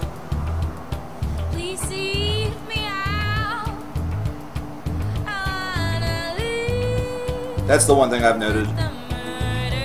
But then again, if you're going to go based off of something like that, then you might as well just go Bad Religion emo because they've been on Warped Tour a ton.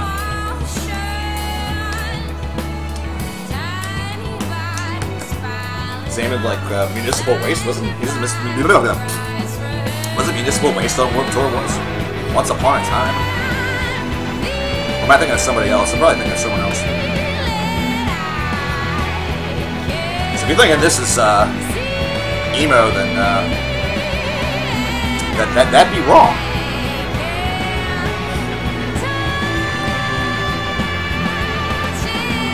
Well, I mean, it makes sense if they're post-hardcore-ish. Considering apparently all that the Riff Notebook does is sit around and listen to Brand New.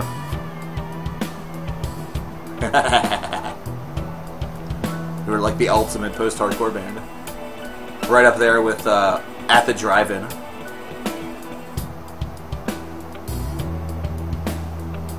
New Poets of the Fall needed stronger guitars. I think that their sound can perpetuate very nicely with or without. But I can see where you're coming from with that. Didn't have as much of a driving force. And they are for emo 12-year-olds. Well, I'm only 3.5 years old. What should I be listening to? Should I be like listening to the Wiggles? Because yeah, Wiggles are hardcore. I don't know if y'all ever been in a Wiggles mosh pit, but that shit's crazy.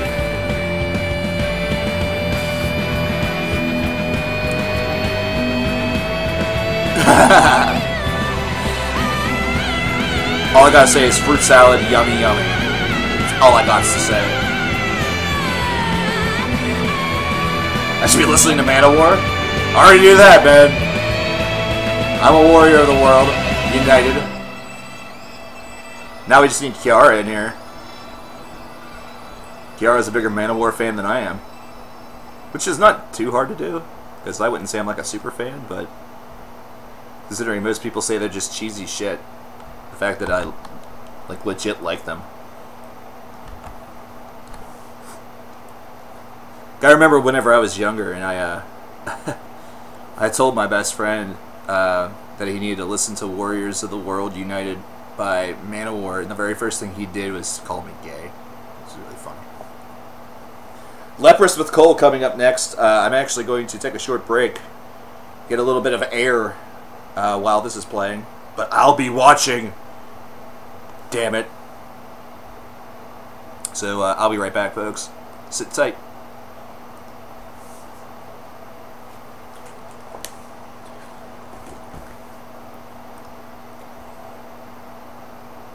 Oh, god damn it. Play the song, you dumb shit. Thanks.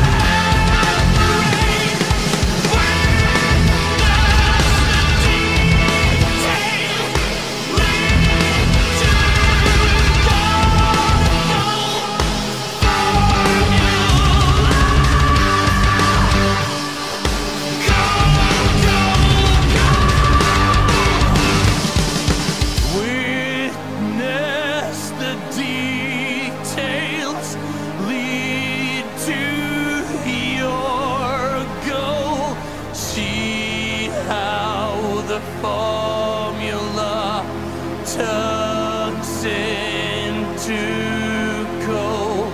See how the formula turns into gold. Somebody translated my Japanese. Somebody translated my Japanese. $2 from Hector Martinez. BT Dubs. $2 from Hector.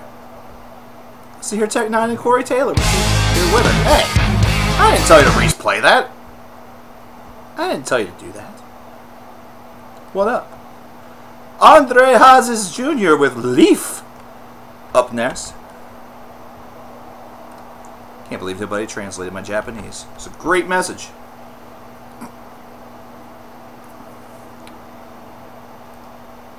Official video, 28 million views, man. The Dutch YouTube scene is rich. I'm telling you what. What a scene, man. What a scene. Watashi wa katsune dansa no o shiri kara orange o tabemashita. There, I even said it like a Japanese girl. That way you can have a boner while you don't know what I said. Ergens in Amsterdam zat aan de bar met een glas een oude wijze man. Hij zei dat hij nog This maar voice though. een paar dagen Dude, had. this voice. Dus pak het leven, pak alles en ga ermee op pad. Ailstrom is for, or Ailstorm. I always say Ailstrom. Hij zei Yeah, basically I just said I once ate an orange out of a man's asshole. Wait a minute. This is Dutch I Will Survive. What the fuck?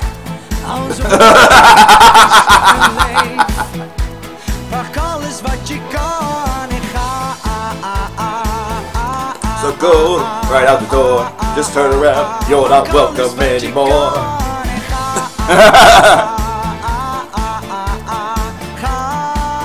I love it!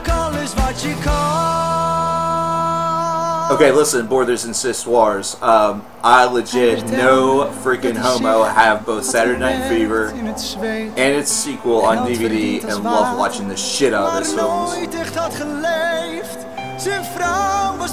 Disco ain't all that bad. It's a good, like, every so often thing to just have fun.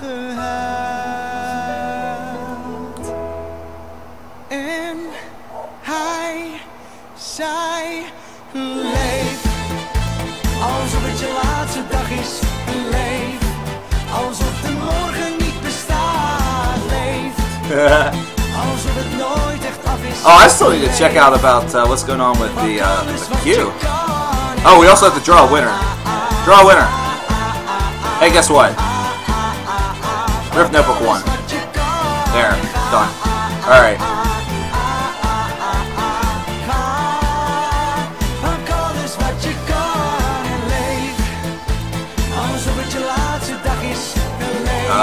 Let's see here.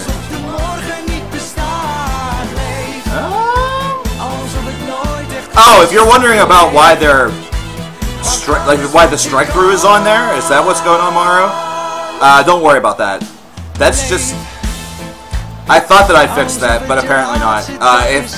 If your tracks are strike through, you know, have the strike through on it, I can fix that. I can make that go away. So don't worry about that.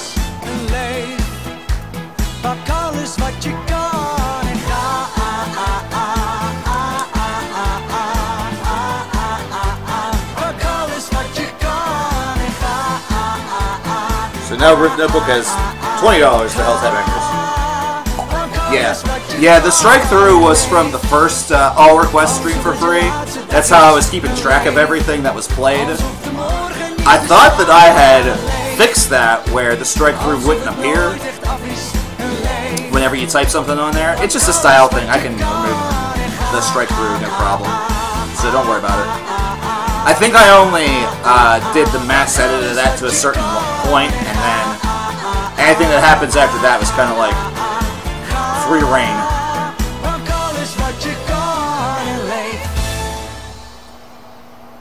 She looks for something to throw at you. I love that description.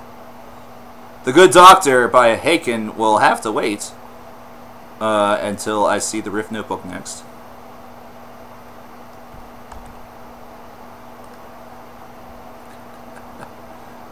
Oh man. Because I will not play that unless he is here. I was A-okay with playing the Leprous track because he was still here. So I'll put that on the queue of things that need played from folks that are not here. I have tracks from Akon, Princess Olmeca, Cody, Binert, and Goku to still play.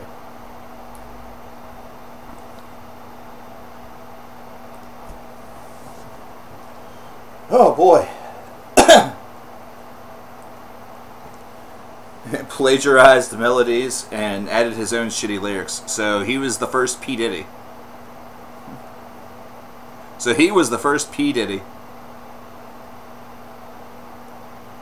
Who straight up did that for tracks for himself and for Biggie, unfortunately. Up next, we have Lost in Grey with Silence Falls. We have another, we have Gerald Joling with Mak Magik. That was just requested by Waterblanc that we need to add to the queue and add to everything. I thought for a second there I just saw Jensen Ackles, and that was really, really weird. Why would he be in a Dutch music video? Makes no damn sense! That had to be like Dutch Jensen Ackles. Hummingbird of Death is fast music. No, I haven't gotten a chance to check it out yet, so unfortunately not.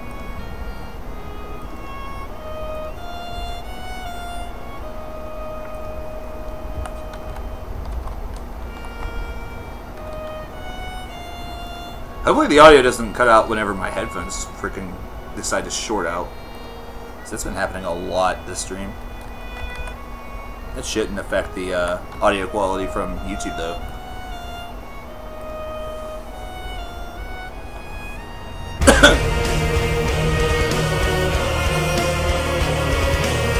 I almost got some chocolate whenever I got my lunch and decided against it. I instead opted to get a protein shake, which was a good decision. Because that shit right now, I'm riding it through this stream. Rib sandwich and then a protein shake. Good freaking decision, I'm telling you what. I probably packed on at least 30-35 grams of protein. Which is easily like 70% of what I need. This is Silence Falls from Lost in Grey. Downfall Network said Nevermore is garbage. I think it's really easy for them to use words that describe themselves to describe others. But again, that's just rumor. That's from what you guys have told me about them. I really don't know who they are.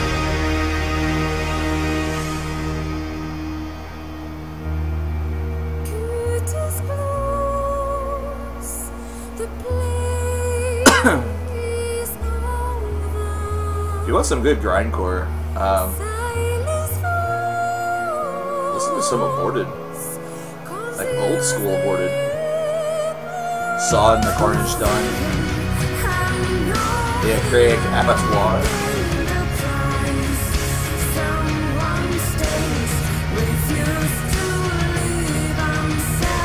Disturbed's new album got a lower rating than Godsmack's new album on Metal Storm and Sputnik Music.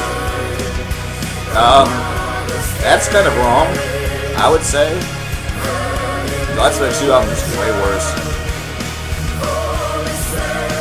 Their new album is worse by a country fucking mile. I think the reason why is because Disturbed album, I think Disturbed has more fans left over from the 2000s than Godsmack does. I don't think as many people give a crap about Godsmack these days.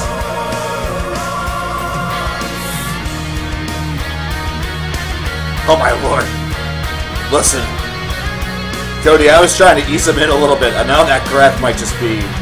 My god, that's like saying that you're going to swim without learning and then immediately going to like the 20-foot deep end. You might drown. You might not, but the percentages of you drowning pretty high. But you know what? We certainly could play something on that crap. One thing about their new album, because their new album, for and all, was honestly a little bit underwhelming for me.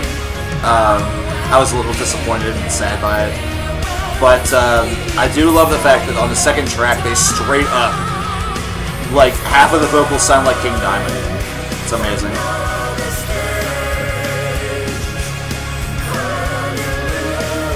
Yeah, the thing is that I honestly thought that it being a little bit more accessible would be okay.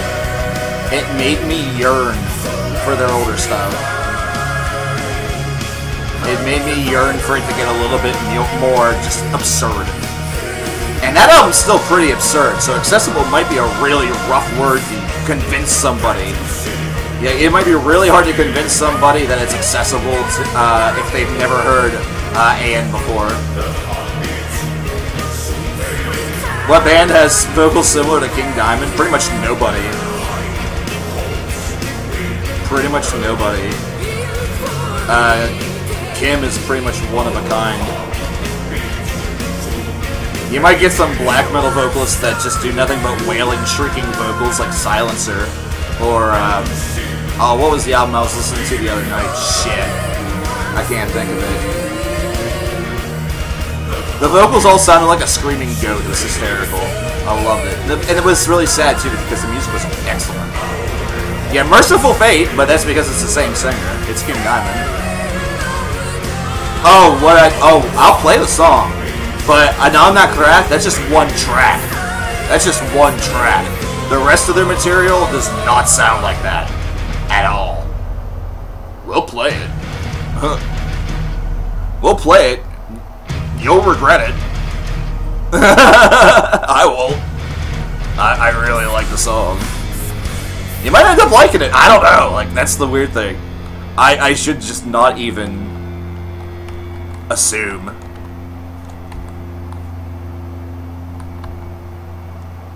I shouldn't assume shit, man.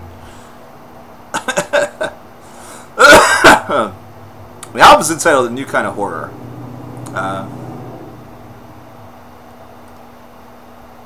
I really like the whole of the law, by the way, so, like, I think that's why I was a bit disappointed by this disc.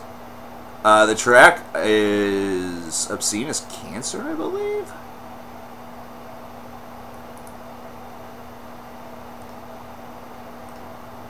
No, it's not.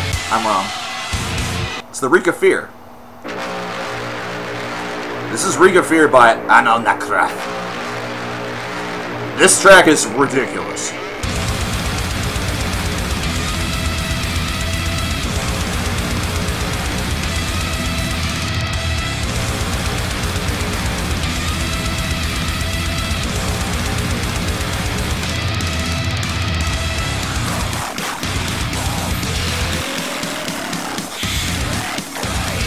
Am I thinking of the right song? Crap.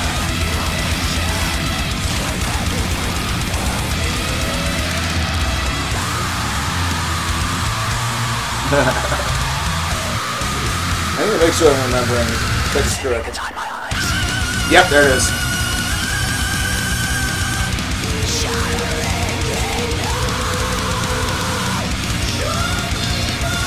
That's what I thought.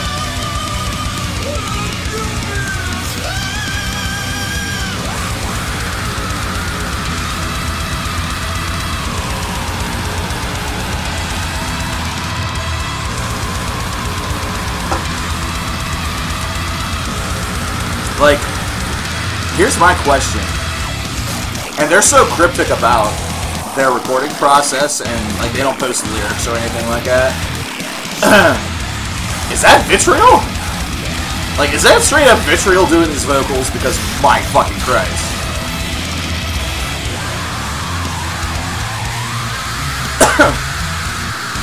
Like, I could do a King Diamond scream once, and then I'd be done. I would never be able to hit it again.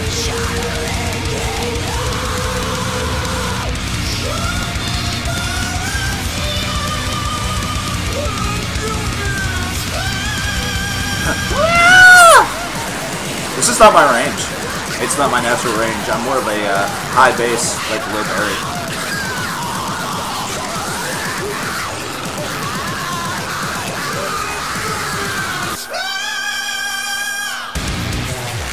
Watching those ASMR whisper videos make your throat hurt? Oh my gosh. Some of those just irritate me. Especially whenever they're trying to do the like left channel, right channel thing. It kind of creeps me out a little bit. It doesn't relax me. It doesn't relax me. Like you have this like girl who's trying to tell you to like calm down and like everything's okay, I love you, blah blah blah. Like if that ever happened to me, like if I'm just sitting in a chair and like someone I dig or like someone who I'm like dating came up behind me who's just like, I'd be like, ah, you're a fucking serial killer, get away from me.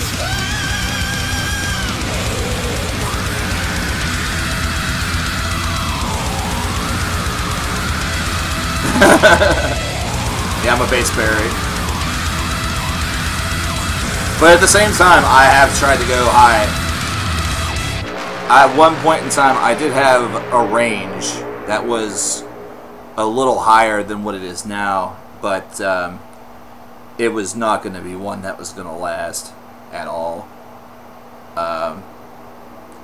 Like even as an example, if you guys remember Wraith from Dark Fortress, how they decided to do like a little Judas Priest, a high range with the chorus. The second time that they ran through the chorus of the song, I can't hit that. I've tried. It always comes out sounding extremely flat. Like I can't make it to the note, which is a shame because it's an awesome like crescendo point of the song. It's very important. Like it's one of the most important parts of the song, and I couldn't hit it. I'd have to go like natural or like low with it. And it's disappointing too, because like I said, it's such an I could never cover that song. Like I could never ever cover that song. €2 from DH756 wants to hear some Veer Union. Plan for my escape. Thank you very much, my friend.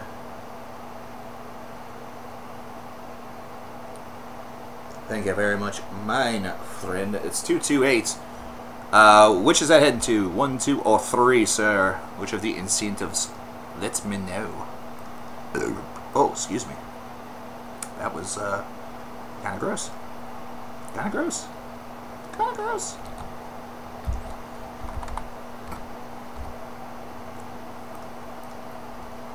We have... that's the same one. Number 2. I need a vocal coach. Well, unfortunately, I don't see myself ever, like, doing anything more with that. As, you know, aside from karaoke. Like, I don't see that going anywhere. So, it probably would not be a wise investment. Well, excuse me.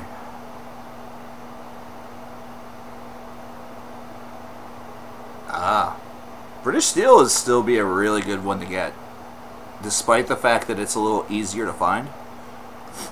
Having a vinyl copy of British Steel is always nice. I actually do not think I have a copy of that. I believe the only Priest album I have on vinyl, or the Priest albums I have on vinyl, is I think Defenders, Screaming,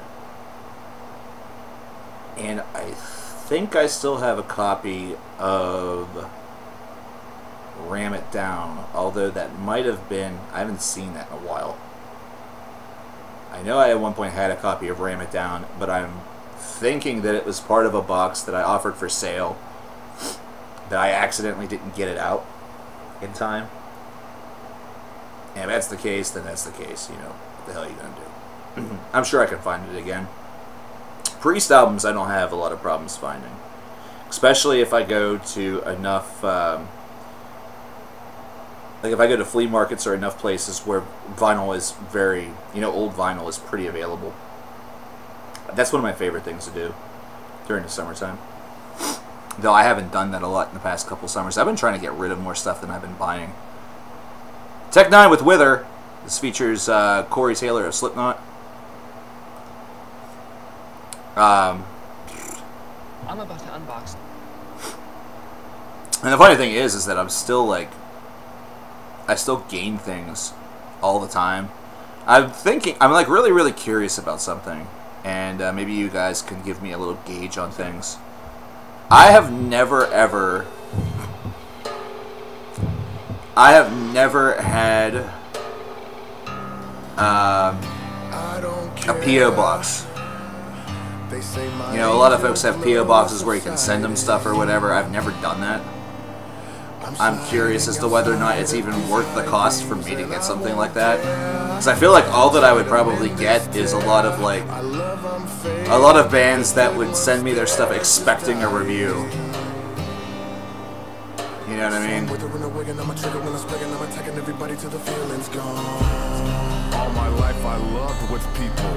I think another thing that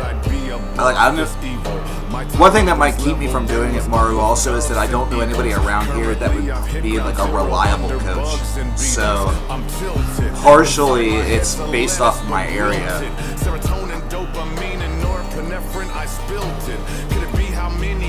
Like I have a feeling that your coach would probably do well with me, because I'm coachable and teachable. It's just I'm curious about around here whether or not there would be somebody that would be good enough for the challenge, I guess. Coming up through the cracks of my heart again. I'm holding on. I'm going straight into the mouths of makers. Everything that keeps me calm was taken. I think it's an innate aptitude. I think the ability to sing well is an innate aptitude that you have to unlock and also understand your voice. I don't think that everybody is necessarily a great singer, just like everybody isn't a great like baseball player, or everybody may not be very good at math, but if you understand your voice, you can unlock its potential. I think it's a very teachable thing.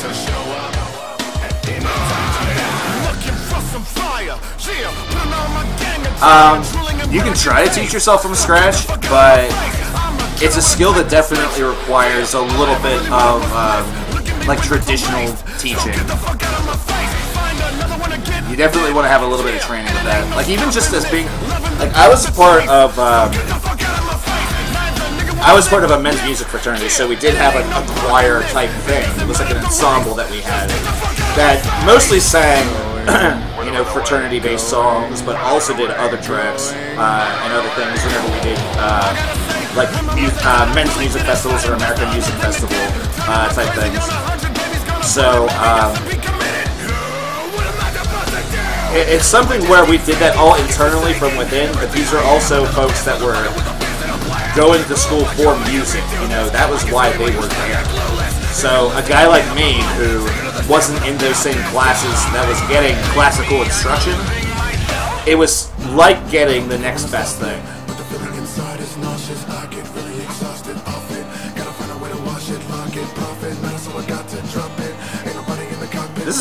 This is Tech 9, so I mean Tech 9's pretty decent.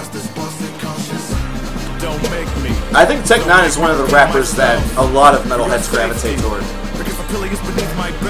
I'll be blunt. Do anything bad to anybody, but I'll never be perfect. So I'ma say to the people that got a little evil coming at you from me, I think they deserve it. Going, withering away. Going, withering away. Going, withering away. Like I have tried to learn how to growl effectively for 15 years. It's just not. It's not a tool that I will ever master. And I've had people tell me, you know, the methodology behind the breathing, where you project from and everything like that. I'm just meant to be a clean singer.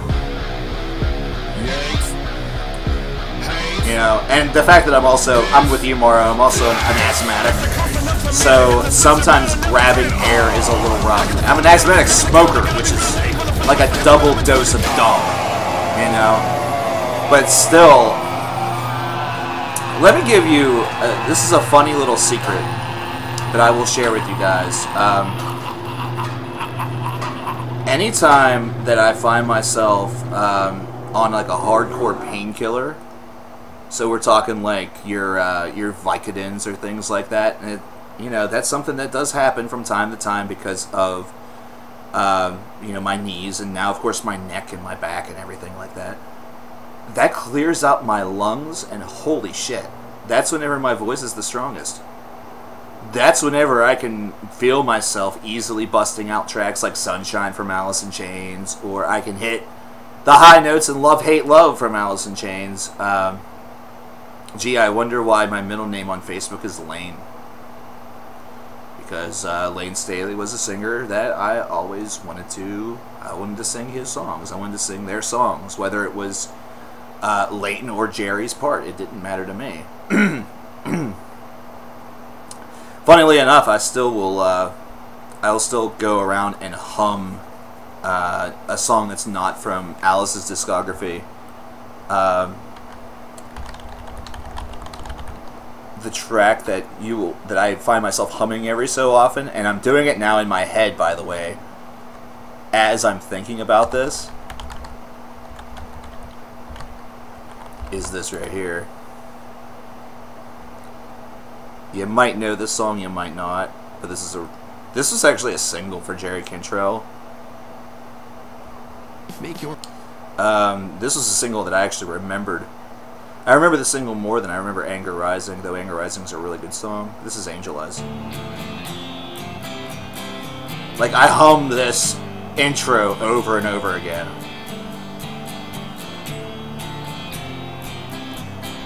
And if you listen to this right now, doesn't that sound like it would be perfect?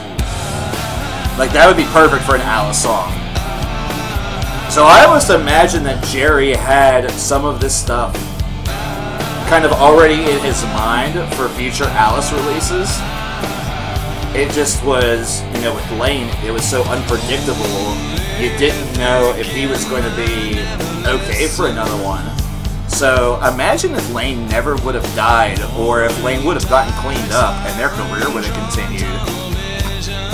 So instead of having Jerry's, like having Boggy Depot and Degradation Trip from Cantrell, we instead got to see more Alice in Chains albums with Lane Staley.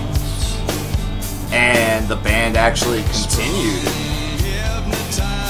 I mean, that, to me, is like one of the more sad things that we didn't get a chance to see. Because Lane kind of never gave himself a chance. He kind of knew that he was a lost case from, like, Dirt. Because Dirt is a really, really depressing album that if you listen to it lyrically and know the story of Lane Staley, it is a really depressing album. And you can tell how deeply that he had really kind of gone down.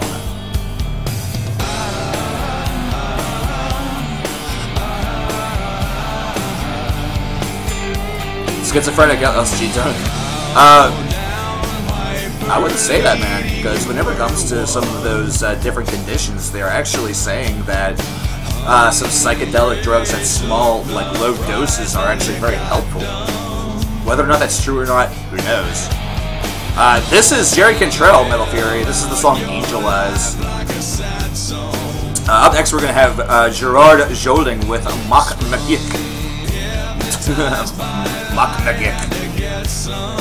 As Waterblanc is taking us on a tour of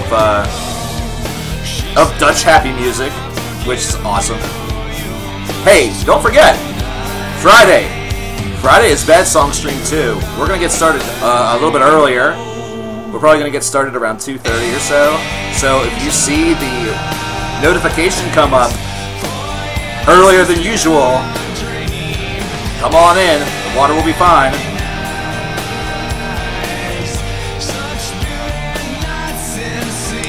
Yeah, the Bad Song Stream 2. All tracks will start at $5. Of course, any donation over $20, and we spin the multiplier wheel.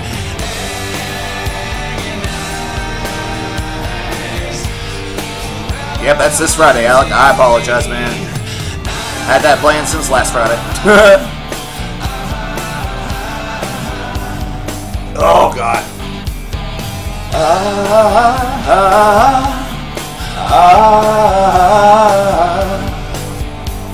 Anyway. Oh, we're just gonna let this ride. Fuck it, man. Hey, I see something over on the PayPal side. Let's take a look at that. What do we got? What do we got and who's it from? It's from our boy Justin. How's it going, Justin? Glad to see you as always, my friend. He drops an $11 donation that he wants to hear In My Time of Need and Death Whispered a Lullaby from Opeth. Hell yeah, my friend. I am down for that. And it's going toward number 1. The top 20 list video, which we're not even sure what it is yet.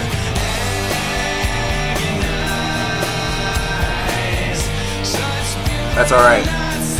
We're gonna make it something good. Even if it's just another video where we recommend bands. We have a top 30 video to get to that's like really getting close to being shootable. Beast in Black with Blind and Frozen by Martyr with a €5.50 donation coming in. But Gerard Joling is up next. Friday's going to be a lot of fun, though. Wait, one of these is 3 minutes and one of these is 5.5 minutes. I'm going to go with this one. It has more views. That's how life works, right? The one with more views is the better one. Mak Migek, which Waterblanca told us means make me mad.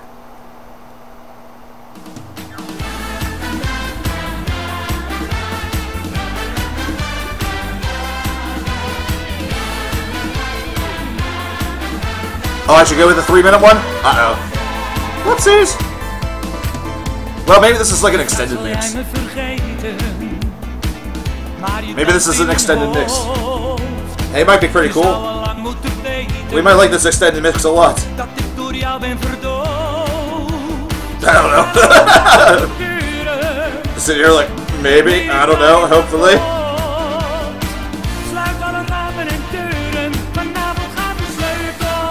So it's at 6:27 heading toward, oh my gosh, heading toward number 1. Number 1 doing pretty well. Many people are avoiding the Lulu playthrough like the plague. Probably a wise choice, if I'm being real here.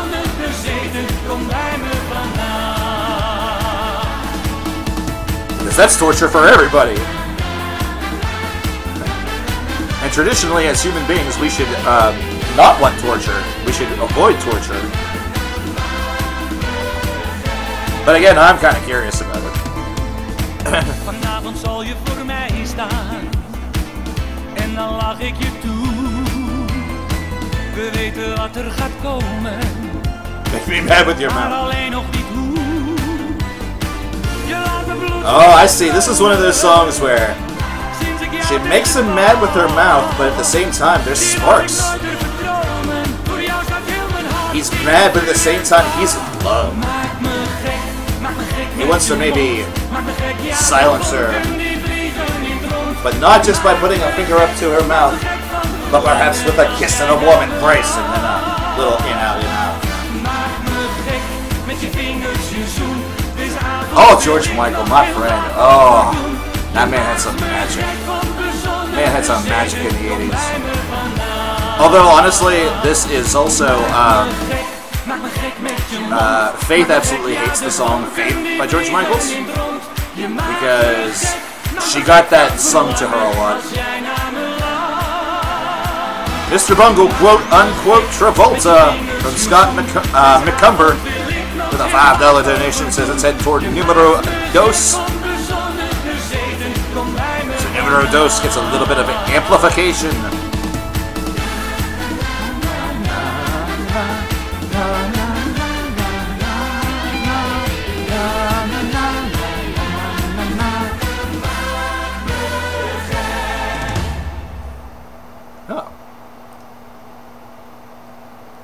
it's one of those videos.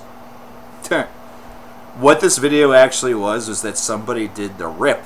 They ripped it directly from an old CD. And what happened on YouTube back in the day, and may still happen now, I don't know, is that in order to avoid getting docked with copyright, what a lot of people would do, they would put the song on and then they would place a certain amount of silence afterward.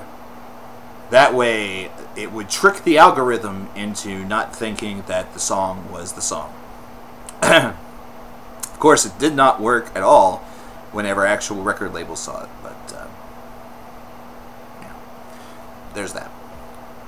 Okay, so you were right, it was 3 minutes 10 seconds roughly. I was hoping maybe for some sort of like weird like remix edit or something. That'd be kind of cool.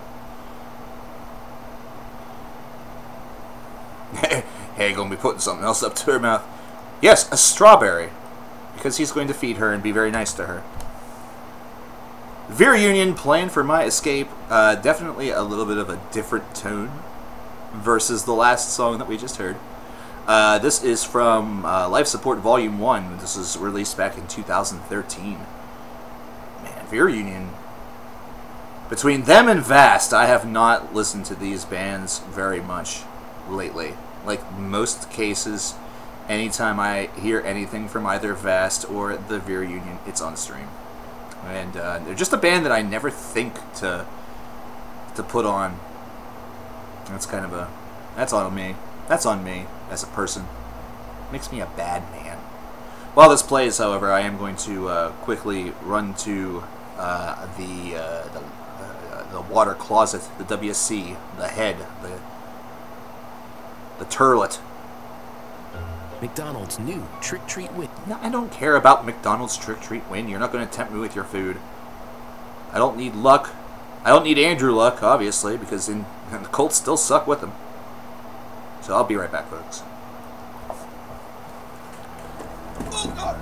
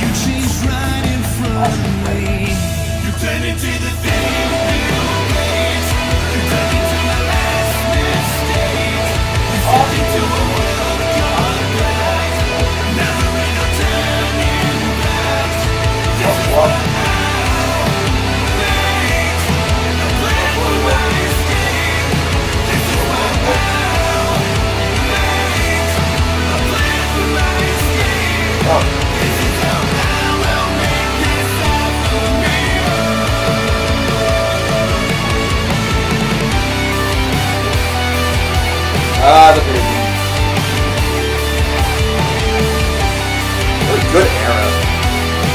good era we're living. I think we oftentimes take the era of music that we're living in.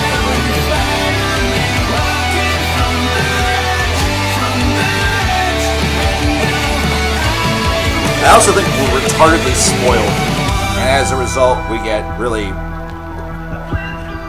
I don't know. We kind of get really, the hell? I can't think of the word.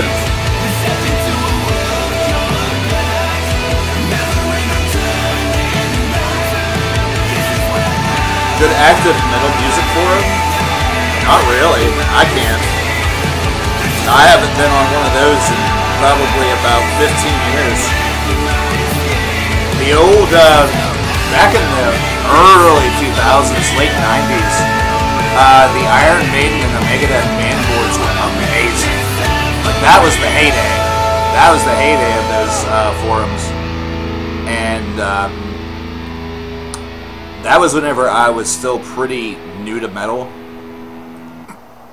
I got so many really great band recommendations from that group.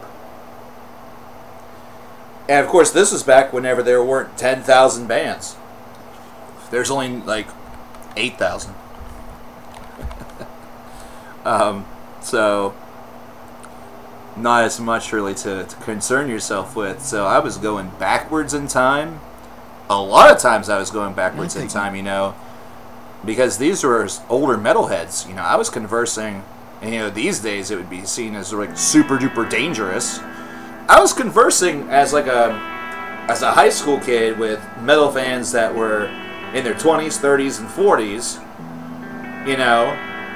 And the thing is that we were all united in the concept of music, and that's all that we cared about. Like, you never saw any threads on there that were like going, "Hey, sup, baby, how you doing?" Blah blah blah. No, we were all a bunch of fucking nerds that just wanted to talk tunes. Like, we just wanted to talk tunes over and over again. Little Blaze today just ate out of a bowl. It's still the like milk replacement stuff mixed with kitten food that we were bottle feeding. Well, actually, we were like dauber feeding her, you know, like squeezy. But yeah, she actually ate out of the bowl today. So big step, big step. So she's gonna be all right. Did I name my cat after Blaze Bailey? Actually, no. That's the funny thing. I thought about that after I named her. I named her Blaze because she was fast. She was the fastest out of the 4 kittens. So what would happen was I would come home from like going out on a job or like going down to get smokes or something like that, and she was the one kitten that would like leap up onto the couch and then like jump at me. That way she could sit on my shoulder. So I called her Blaze because she was so fast. I called Amelia because she was the first one to explore all of the different places around the apartment. So she was like Amelia Earhart. You know, I didn't want to go with something boring like Lewis and Clark or something like that, so I went with Amelia Earhart because, you know, Amelia Earhart. Ember was kind of like, it's kind of a shout out to one of my friends, but at the same time, she was kind of mysterious. Ember is one of my friends wants to use the online pseudonym of Ember Lane for whatever she's going to do with that. I don't know. So it was a weird little shout out, but at the same time, it fit. Like, none of the other names were any good. And Ember we just agreed upon, loved it. And then Cornell is named after Chris Cornell.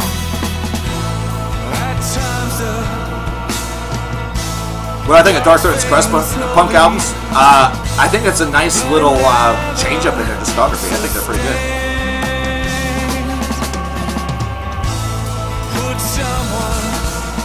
gotta check out Amorphous. Amorphous is awesome. Their new album, I think, is actually #1 right now on Metal Storm's top 20 for 2018, which I'm very surprised about because, I mean, it's a great album. Don't get me wrong. Like, I'm not saying it's bad, but #1, saying it's better than the New Orphan Land is just feels like heresy at the moment. That album's super good.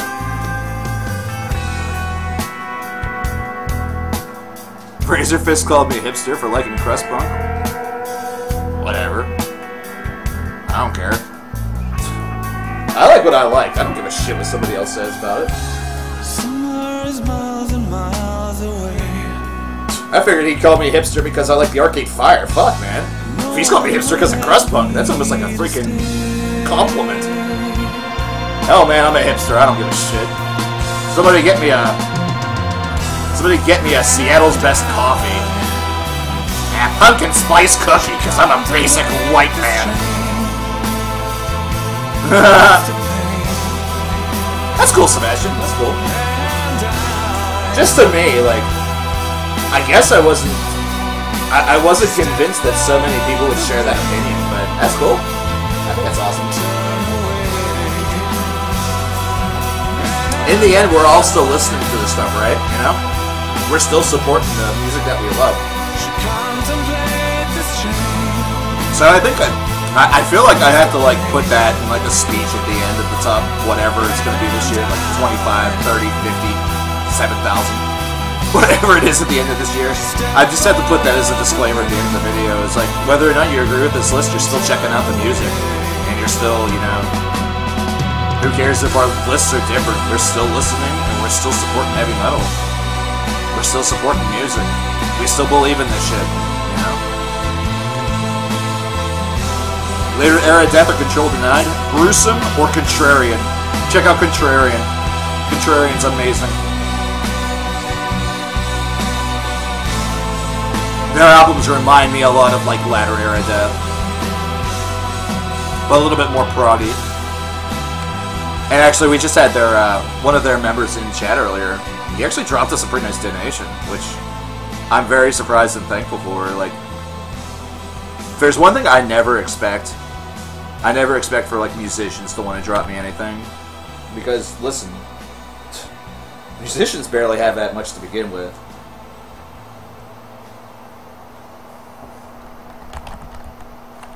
So like, I think I'm just surprised that anybody even donates to me at all.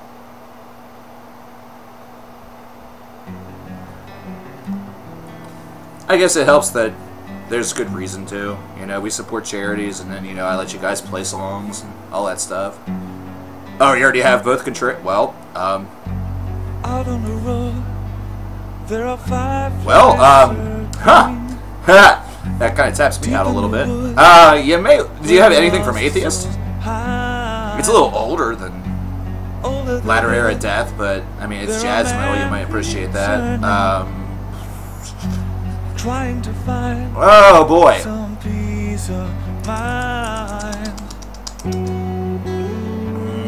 Two Mold's a little bit too traditional death metal, so that's not really going to fulfill that. You might like it though, if you really like old school death metal. Two Mold's a really good band.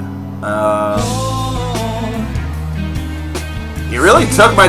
That's really my two like big go-to names. That I'd roll with that.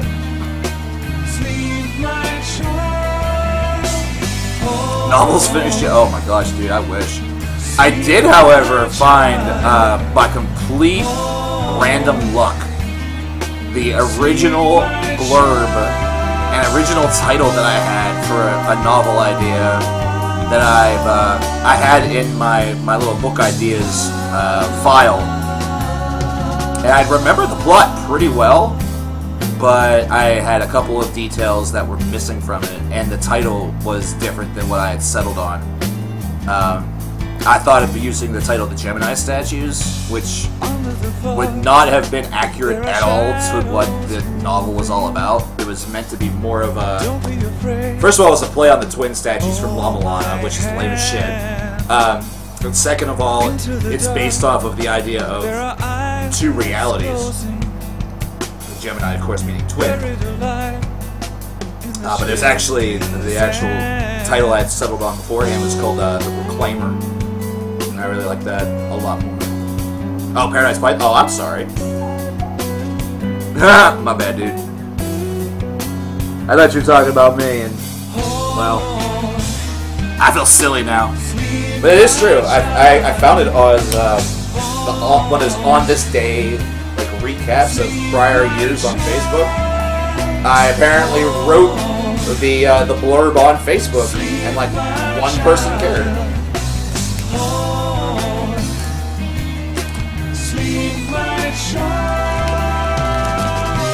That's right, Mango. That's how it's gonna happen. CK on a love story. Actually, that one should probably be called CK on a hate story.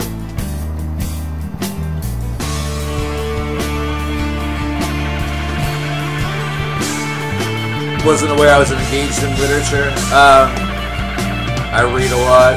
I've written short stories, mostly for like friends and as like little gifts for people that I was either dating or like that I was just, you know, really close friends with. I kind of dig the whole like personal gifts idea as opposed to just going out and buying something for somebody. Like I designed a big old scavenger hunt for my tech department the last time I went out there. She deserves it, man. I mean, girl catches a lot of shit. You know, it takes a lot of shit. So she deserves something like that.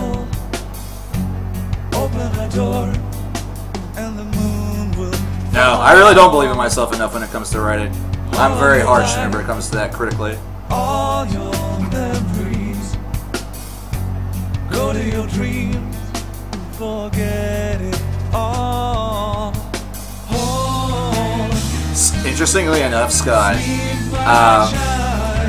the Reclaimer is... I'll actually sacrifice like copyright and shit, and I'll actually tell you what the Reclaimer is. The Reclaimer would be a device in this story where you could go back to past moments in your life and change them. Kind of like an alternate reality, an alternate dimension, where you travel back and you have the opportunity to change things and see how they work out. Mostly because in the future it's been psychologically proven that if you experience what the change is, it helps you move on from regret. That's the whole premise of the idea. And of course, the question is how close would we really be to having two merging alternate universes or an infinite number of universes based off of technology such as this? And where the Reclaimer idea could actually turn into its own series or like a trilogy or something like that, it's exploring that idea and having that actually become a real thing. And where it goes from there, I'm not too sure, but I see potential for it to be a multi-book story. Hollenbohr with Muske Kornze, which my pronunciations are flawless. You remain winless. My victory remains flawless. Beast in Black with Blind and Frozen coming up next, however. We will add that 261 here momentarily. I want to get this Beast in Black track up and running. I'm going to get this Budweiser ad muted because... here, I'll do it for you. Budweiser, it's the king of beers, and now they're doing Reserve Copper Lager with Jim Beam. Good for them. Get drunk, and please be responsible at the same time. Budweiser, we're gonna shove this in your face with Clydesdales next time.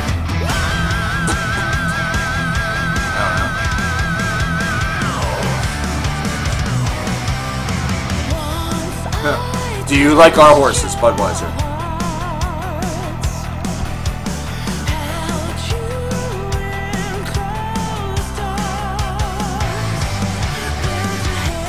Here is, these songs aren't bad. These songs aren't bad, though. Yeah, well. Old girl book classics? Oh, like Louisa May Alcott and all the like. So, are we talking like Little Women and such? If the Reclaimer was real, you would rewrite my 20s. If the Reclaimer was real, this story is based off of like a particular month. Like it was my last month of college. There are some things that I would have done differently. And I would have been very curious to see how that would have affected like my first couple of years after college. Let's just say that was a really, really active period for me. Whenever it came to a lot going on in life, and like a lot of people were kind of like coming and going. And of course, it was my last month of college. So, one different decision, and I could have ended up veered in a different direction, or like gone toward a different place, or may have avoided some things altogether, may not have met some people. Like, it's really weird to think about the fact that one choice would have such a vast ripple effect. Because you think to yourself, if I change this one thing, I still have this, this, and this, and this. You might not. You might not have it at all. It's really, really cool. It's really, really cool. Would I say that I regret the choices that I didn't make back in college during that month? No. I would say not. I think that I did the right thing in many cases. And that's about as simple as I'm going to get with it, because a lot of them are just very simple and stupid things that you worry about in college.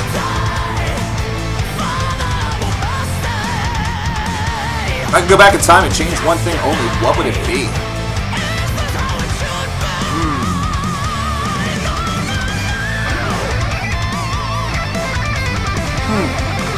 That's a really interesting question, Metal Fury, and I'm not 100% sure what I would change. Would I rather stop the Holocaust or stop 9/11?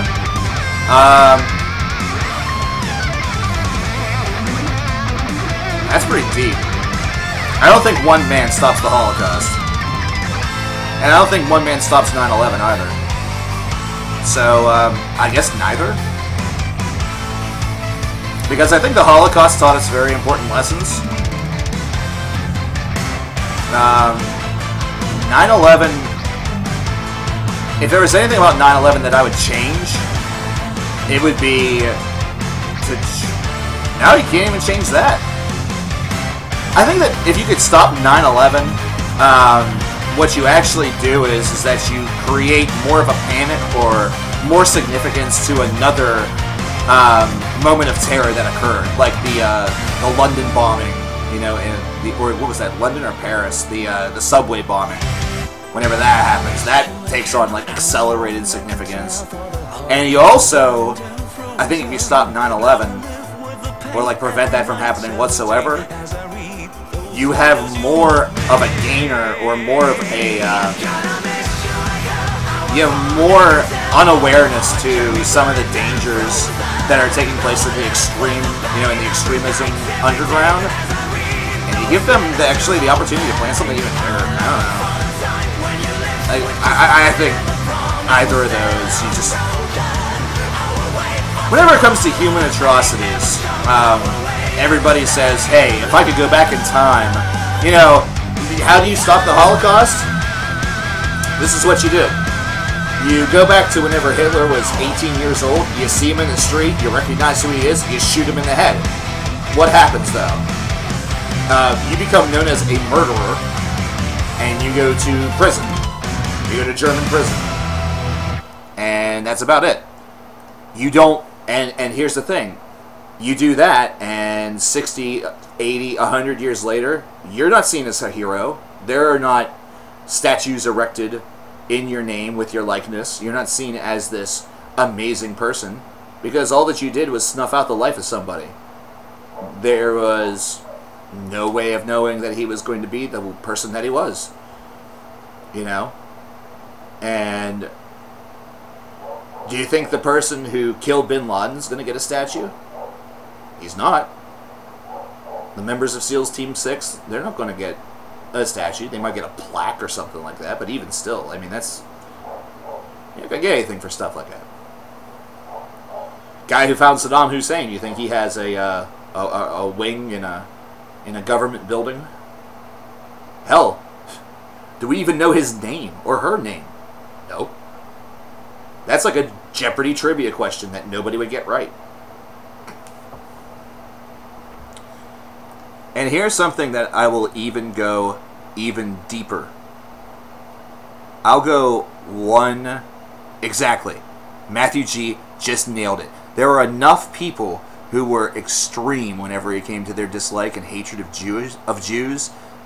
Hitler just took advantage of their... he just gave them the charismatic leader that they needed. But they could have easily just gone with somebody else, which would have been equally as horrible. Or it could have been worse. Quote unquote by Mr. Bungle. Here's something that's scary. Here's something that's scary. Okay? I'm going to go ahead and throw this out there. The person that you are right now. The person that you are right now.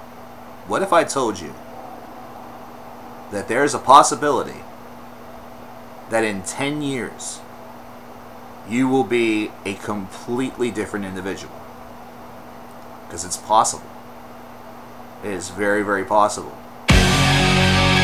Something could happen to you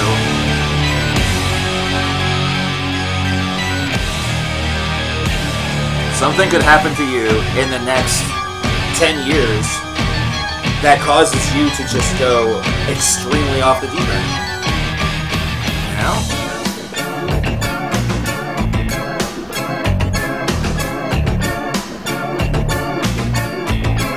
You know, so, and again,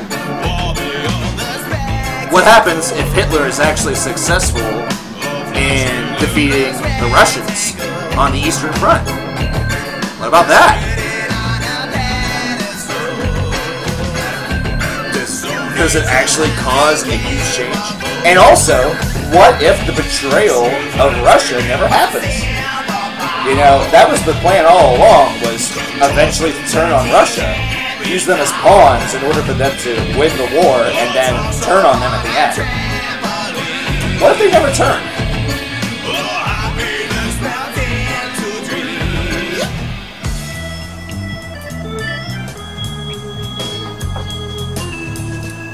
I mean, that's the interesting thing. Like, obviously, the thing that you always want to think about is that it never happens, you know, that we're able to prevent it from happening, and, you know, it just, we would love to erase these damning marks from history. But the thing of it is that it's kind of just, we would still be talking about other elements of history with the same magnitude. Like, if you get rid of Hitler, then you're still talking about World War I. If you know, stop the assassination of John F. Kennedy, it just means that it probably doesn't happen in Dallas. It happens somewhere else. Because, really, whenever you consider the Kennedy assassination, we really had a shadow government that was handling that. Remember you talk about the Twin Towers, 9/11? You basically have a different place as the target, and they probably get hit with just the same element of surprise. If I could reverse one event from musical history, what would it be?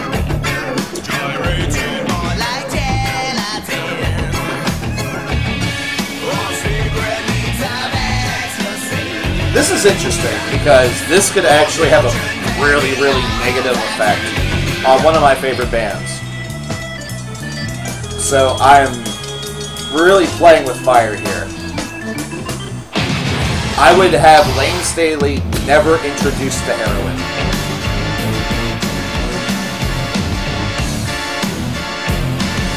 I would have Lane Staley never introduced to heroin at all.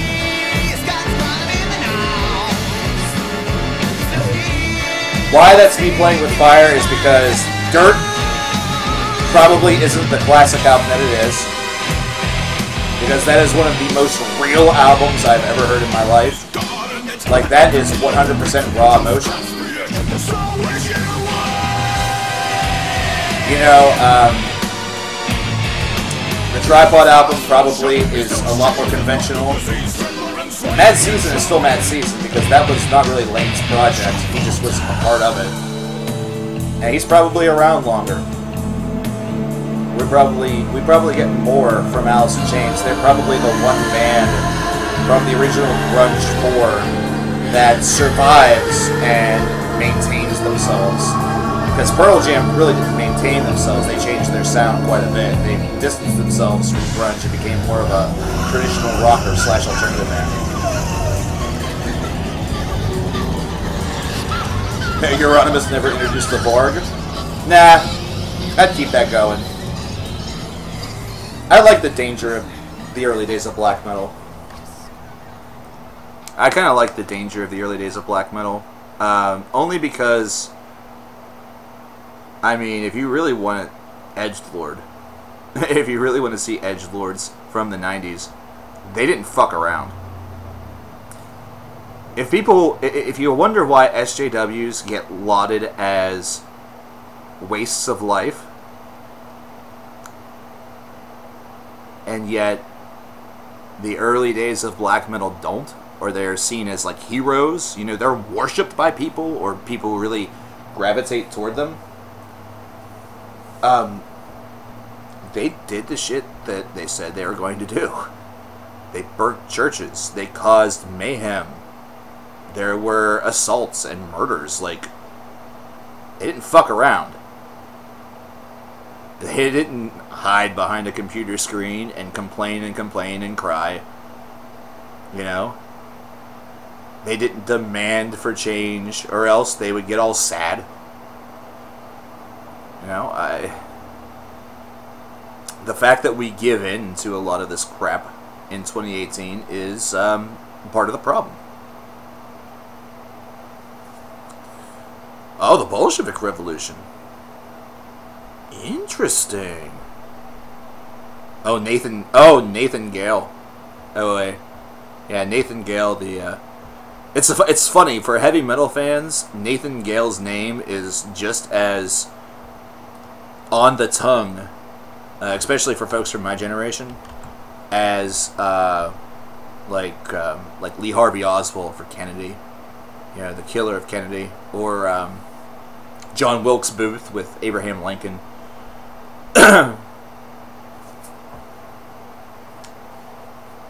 I'm still struggling to remember the guy's name who shot Lennon. John Lennon. Mark David Thomas, I think his name was. Or Mark David something. And then the asshole that fucking missed Reagan. Like, he hit him, but he didn't kill him. Probably should have.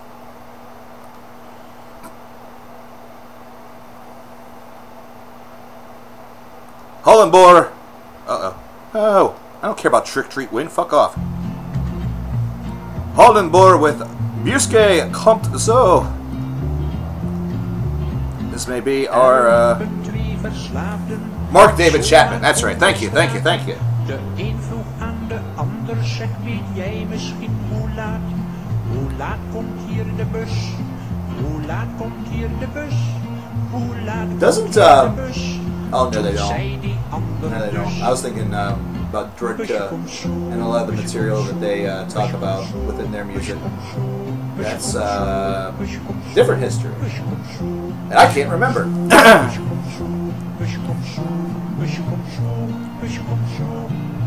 Eventjes geduld nog, want het busje komt zo. Er lagen twee verslaafden samen. Metal Fury, that's a very specific and odd De question. een was half levend en de ander half dood. Toen kwam er een I think I would buy it from him, die vroeg wat moet dat and then I would dump it over his own face. Ons busje dat komt over een kwartier. Or I would call the cops and say that it was Davy Vanities if the kid was underage. Get him arrested, you know. Finally get him in a jail cell where he belongs.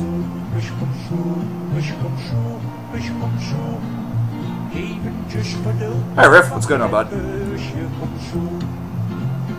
Er dachten Means we can now play The Good Doctor by Haken. En bij het oversteken keken zij dus niet goed uit. Daar kwam de metadombus die hen beiden kon. De andere junks maar wachten, want hun busje kwam too late. Maybe stop Ian Watkins because before he became a pedophile? I don't know if you can stop that. I don't know if you can stop that. If you're doing some, like the things that he's doing, or that he did, you have a sickness inside of you. You have a damn sickness inside of you. And there's a good chance that if you stop him with one, he's just going to try to do it with another.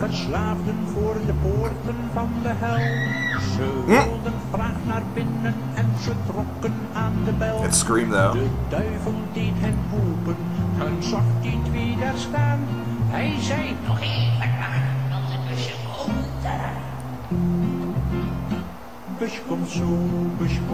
Interesting fact here that I'm learning from a comment on this video. In 1995, Michael Jackson's You Are Not Alone is #1 everywhere except for Holland, all because of this song.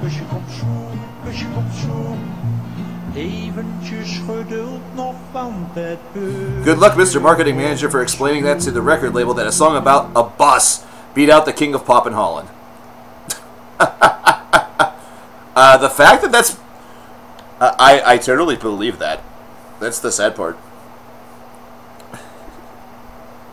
That to me sounds like a song that a nation could really get behind. You know what I mean? Like, for whatever reason, America getting behind the Macarena. Or Despacito. But of course, that was more worldwide phenomenons, though. But imagine if it were just America. Or imagine if it was some random country, like the Macarena, really, really big in Croatia. Or Despacito, strangely big in Mongolia. The Mongols just can't get enough of Despacito. You know, Tub Thumping by Chumbawamba, strangely large and in charge in the deepest, deepest depths of Chile. You just walk around Chile and you just hear people saying, I get knocked down, but I get up again. You're never going to keep me down.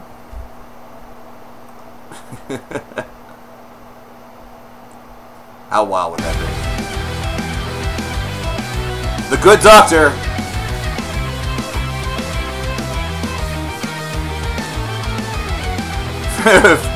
Future Breed Machine, aka Futile Bread Machine by Meshuggah.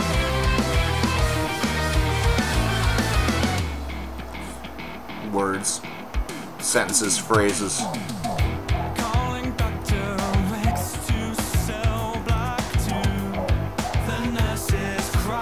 Oh my, it's been a heck of a afternoon / evening. This is not moving to the Netherlands. You know, I think it's the most overrated and underrated black metal band.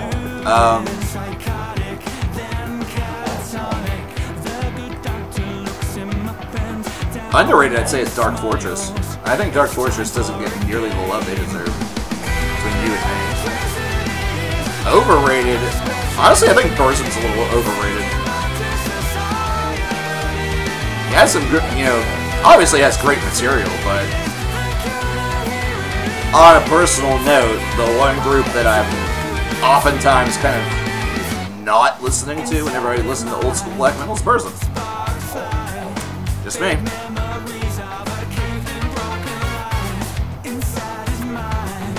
Have I heard a new Stamina? We played something from that earlier. Merson. Or, Mersonen, rather. Apologies. It's alright. It's a little, like, they have gone kind of really, accessible. But at the same time, their hooks are still good, so it's alright.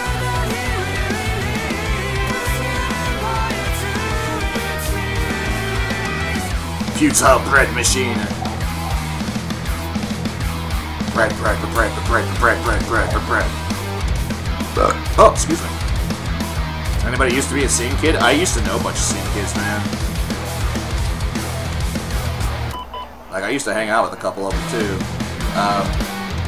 It's one of the reasons I know about, like, Alisana and Escape the Fate. Why I know about... Actually, you know... I never hung out with anybody that was so deep into it where, like, I was getting into the stuff that was underground. Although, I'm trying to remember the name of the band. Kill Hannah. I was friends with some girls that were really big into Kill Hannah. And I actually went to a show with one of them. And it was actually a pretty fun show. I'm not gonna lie. It was actually a pretty fun show. What do I think about Mayhem? Underrated or overrated? Neither, actually. I think they're perfect. I think they're right where they should be as far as their legacy. And what really helps them, 29-21, is the fact that they evolved their sound in the 2000s. So they aren't just a black metal band, you know. Esoteric Warfare really exposed them to be very... there's a lot of artistic, atmospheric melancholy in those tracks, and it's almost, there's a lot of foreboding that you can get from listening to that. I like it. I like it. Do I like Neurosis? Oh, hell yeah.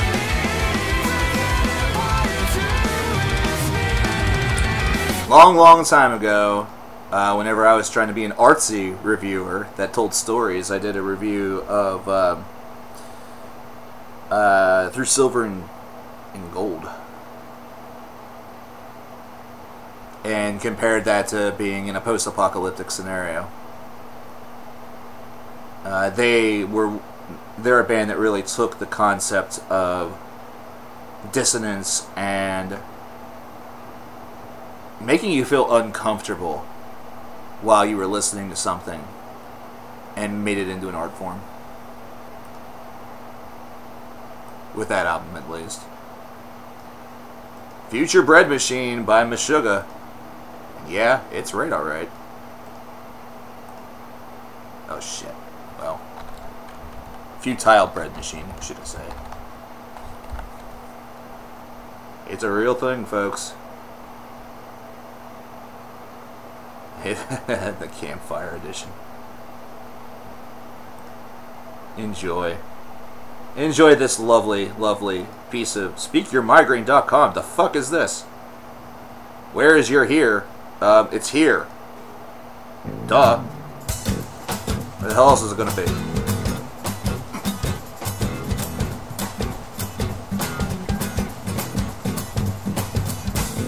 Wow, Times of Grace. Shoot.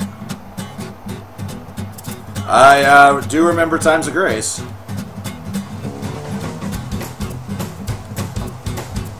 I'm trying to think of any band that I listened to that was, like, maybe even considered... I liked Thursday a lot, but I don't think they're really emo.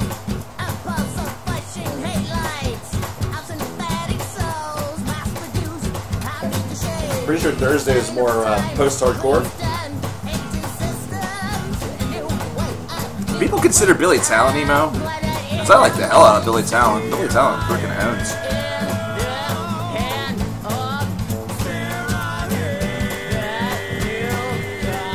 I love the fuck out of Billy Talent. I still do.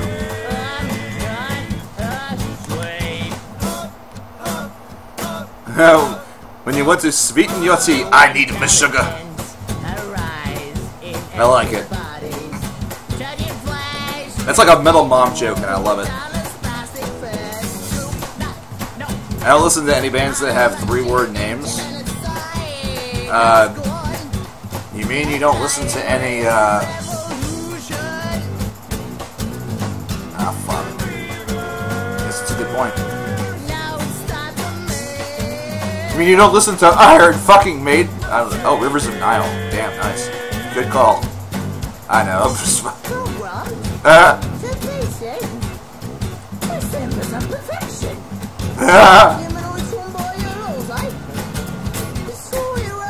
You do find emo women sexy? The style is pretty cool, I have to say. Like, having friends that were into that style, they did some pretty creative stuff. They really did. I'll give him credit. The thing of it is that there's a lot of cattiness in that scene. There's a lot of cattiness in that scene. So, oh, by the way, Rift Notebook, we did the re-roll for the $10 Hell's Headbanger gift card and you won. Just to throw that out there. So now you got 20 bucks.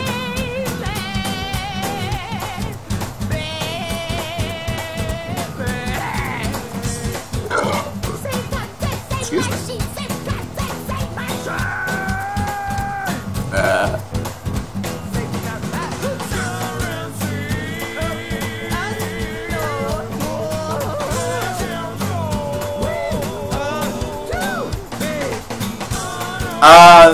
Scott, I will give you a band that is a very direct example of why that's not true. And you will know us by the Trail of Dead. Amazing, amazing, like, post-hardcore art rock band. Really, really good. We did it already? We had done it earlier, and the gentleman who won was unable to fulfill it. Like, he didn't want it, so he asked for the reroll, and you got the win.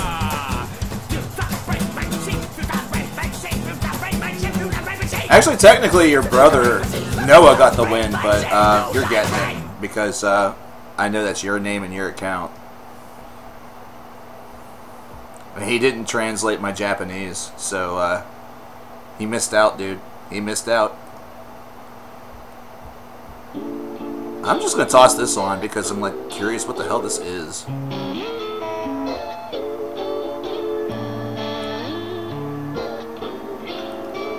Polyphia with New Levels, New Devils.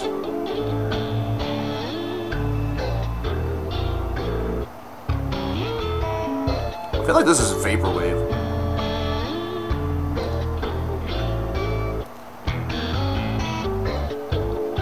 Hate Angel with Chosen Ones, the 50 Norwegian Duckaroos.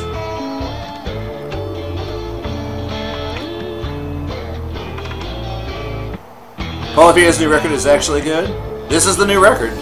This is New Levels, New Devils that I'm using as transitional material at the moment. So we have 2 donations to get to.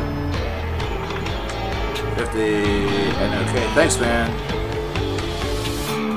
Thanks for the $5.99. If I do the translation. Volv, which of the 3 incentives would you like that to go to, brother? Where's that heading toward Borther?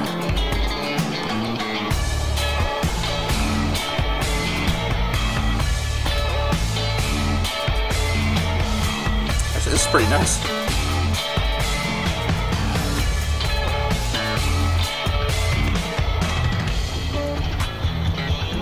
How much longer am I gonna go? Not very much longer. I'm streaming basically till 7 or a little bit after 7. So, about another 10 minutes or so, and then I'm probably going to peace out for the night. I have this Polyphia set as something I need to listen to later, so I will do that then. Hate Angel with Chosen Ones. Says this is a really, really lo-fi demo. Super duper lo-fi demo. Let's do it. Oh, this is from your band. Is this from your band, Volt?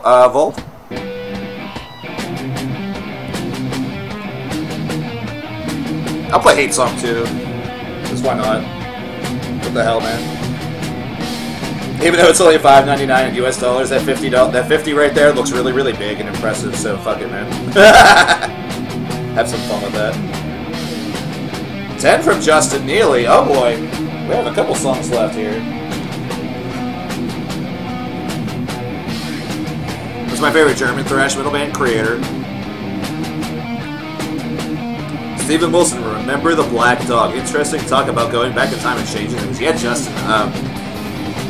I'll be honest with you, dude. I really like the concept of time travel, or like what for me makes it so alluring of a topic is because I like the understanding of human nature and knowing that we have the desire to want to be heroes or to be known as a hero. So the first thing that a lot of people think about wanting to do is fixing something that was wrong in the past You know, like people were mentioning like the Holocaust or 9/11 or the shooting of John F. Kennedy. Or, you know, of course, on a more personal note, more selfish note, they want to go back and they want to change something in their life. It's selfish, but it's also really relatable. It's like super duper relatable because everybody has one thing or two things or a couple things that if they had the opportunity to go back and fix it, or like see what the result would have been, may make them feel a lot better about how their life has actually turned out. Like the one thing about the plot of The Reclaimer, the book that I have the idea for, is that the main character, he is just dissatisfied with how everything has turned out. You know, unmarried, really, really shitty job.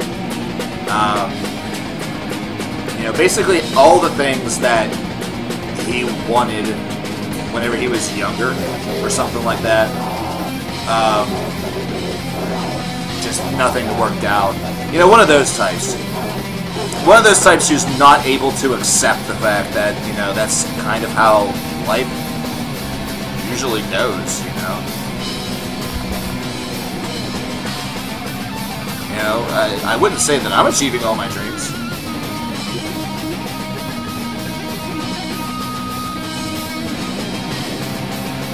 Did I play I Like Trains? Not yet! I didn't see you, dude!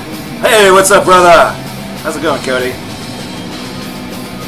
Yeah, I'll definitely have to get that now that I see you here, brother. We're gonna stick around for a little bit.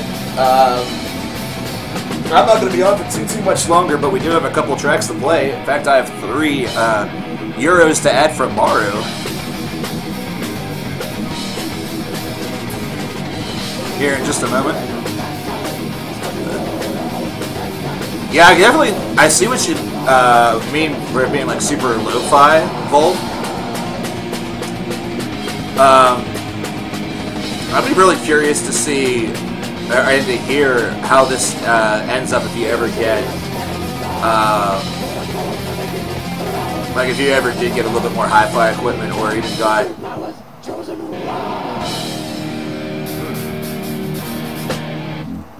I could see that as a demo some folks really digging. But I would be very curious to see how like it would go with a lot more crispness, just simply because it's got a great like thrash undertone to it, while also being very black metal. Haunted with Hate Song.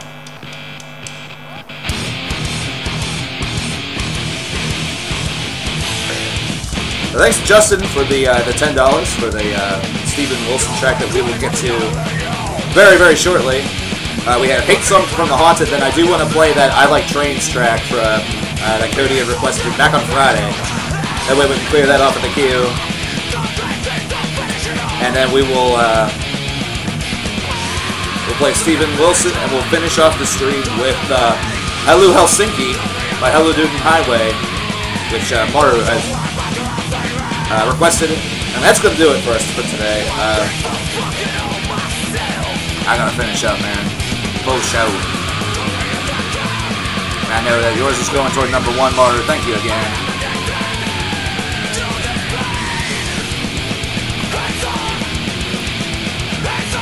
Pretty faulty too.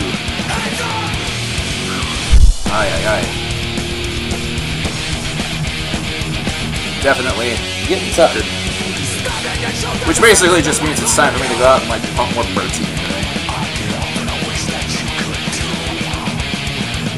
I just realized something. I have like a... No, I'm sorry. Okay, never mind. That's nothing special. It seems like I have like a little bit more of a lump or a presence up there on my one side, the side that's been hurting it.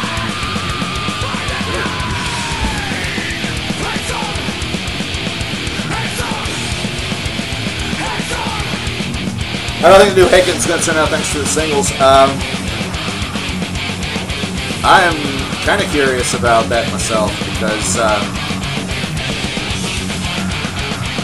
The Good Doctor is a great song, but it's kind of short. And then Puzzle Box is really, really creative, and I think it's pretty good. I don't know.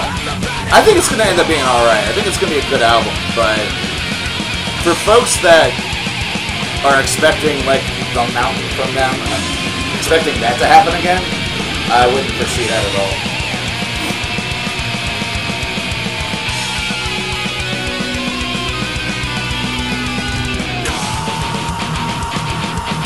This singer kind of sounds like Phil Anselmo. This is The Haunted. Have I heard of Cell Divides though? No, not yet.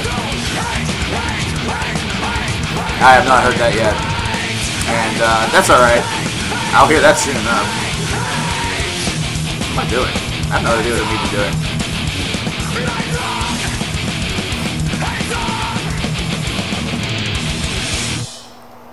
I have no idea what I'm even doing right now. That's the best part. I like it.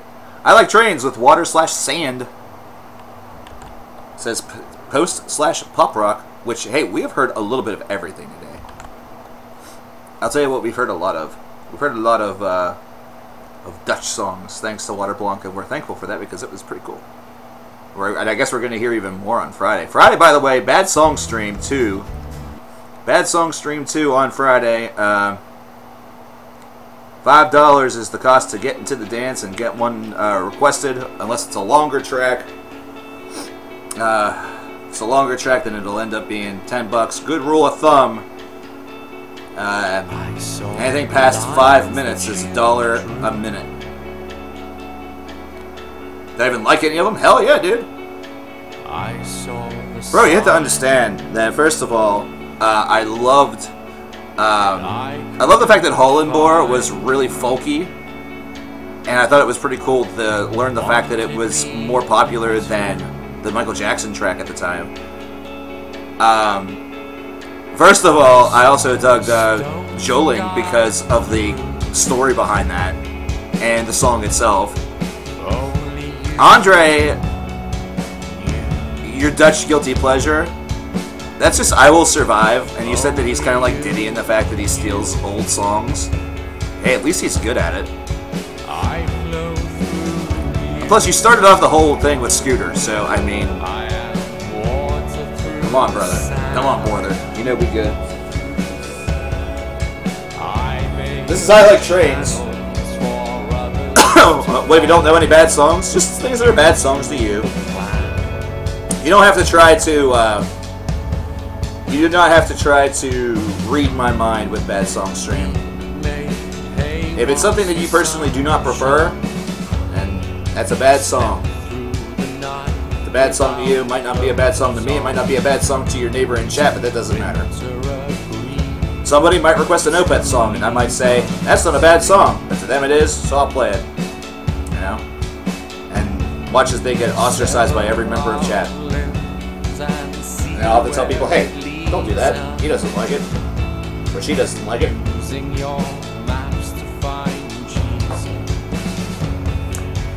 There are people out there that love A Dividium with Sanus. I think it's a great album. They don't hate the songs like we do. Or like, they say we hate the songs. We just don't like them. No. Connor, how's it going, man? I am, doing alright. I'm pretty close to piecing out for the night. I've got 2 other tracks to play, and then there we go. We funny and silly songs qualify? Absolutely. Hey, Gamma, what's going on, dude? The first go return. Bad Song Stream. That's on Friday. Actually, I still have a track of the Gammas to play. I still have a track of Gammas to play.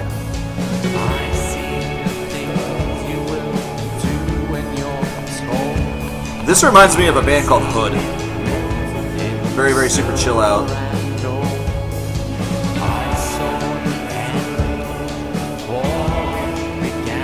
What do I think about it? It's super duper, like, chill. I like that about it. It reminds me of Hood intermixed with a little bit of Coldplay, intermixed with a little bit of like Pineapple Thief. The only thing that I will say is that the vocals on it are a little static. there's a little bit too much of a staticness on the vocals, so it's kind of extending the length a little bit.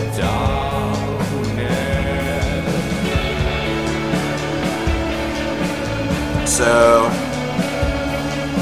is the Bad Song stream also a free queue? No, no. Bad Songs are $5. They start at $5. I'll have Nightbot have like exclamation Bad Songs or something on Friday to explain.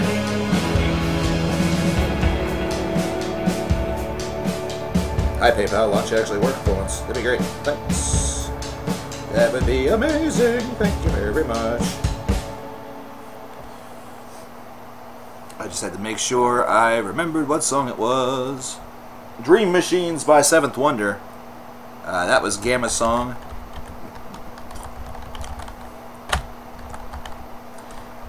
So we want to go ahead and get to that. I'll go a little lengthy, a little longer tonight, considering we didn't have the opportunity to go very long at all on Monday. We were on for like 45 minutes. But I will have to roll probably by 7:30.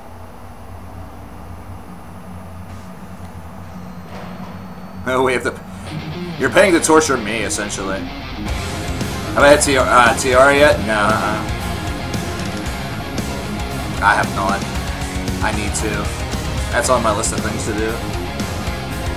Which grows by the day. I'm never gonna get to everything.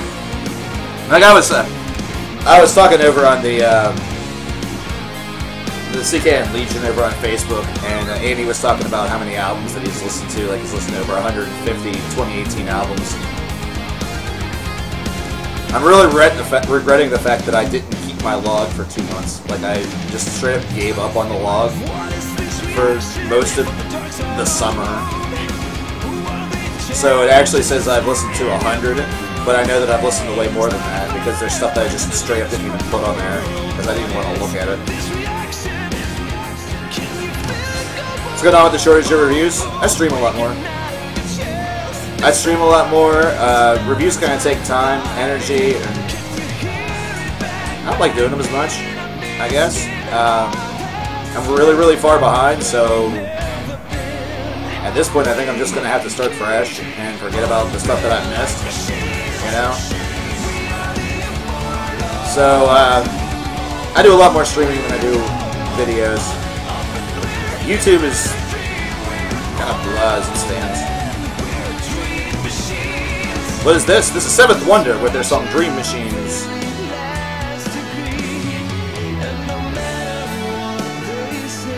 If you like I Like Trains, you may check out a band called Hood.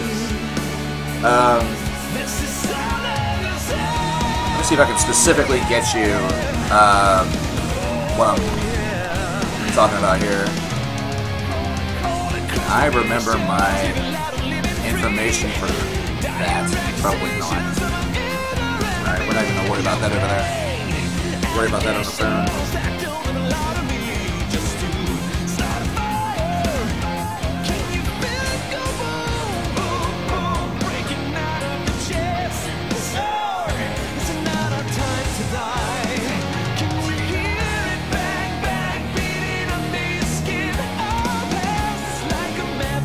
They call them indie rock, but they're kind of post-rock. The albums that I would really recommend is Outside Closer, was their last album. Especially a track called Closure.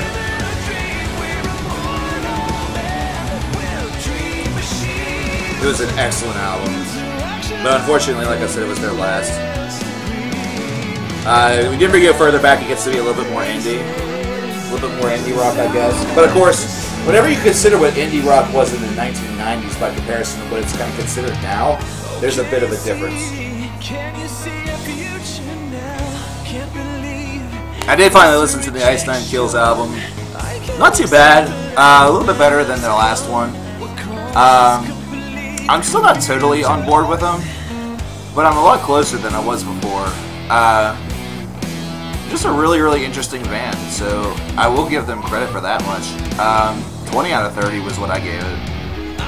I know a lot of people feel like that's a shafty fucking score, but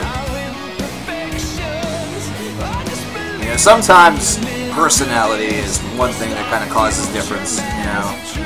And I wasn't maybe as affected by it as maybe someone like TRN was, or someone else in chat, like maybe even you, Connor.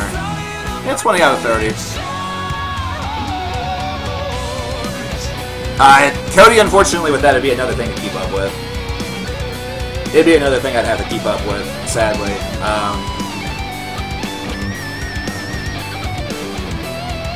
That's one thing that I was hoping the bot could do for me, but can't really do that, considering that's another thing to keep up with as well.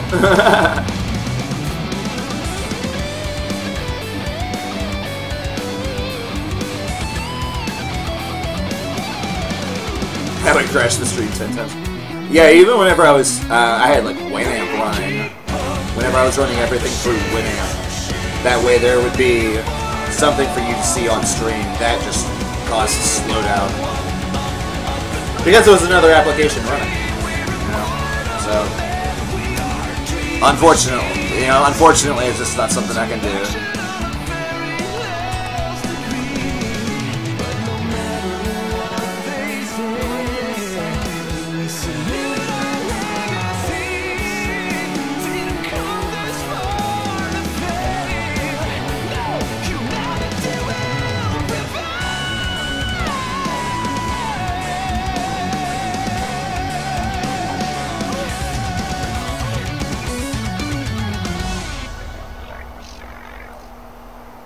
Remainder the Black Dog by Steven Wilson is up next. This is from Grace for Drowning, which is, by comparison to a couple of Steven's more recent solo releases, a very, very different album. Very, very different sound to it. So whenever you listen to this, you might not necessarily get Hand Cannot Erase or 4.5 from this, or anything of that regard. What you're actually going to hear is more, maybe a little bit more of Raven That Refused to Sing. Great song though.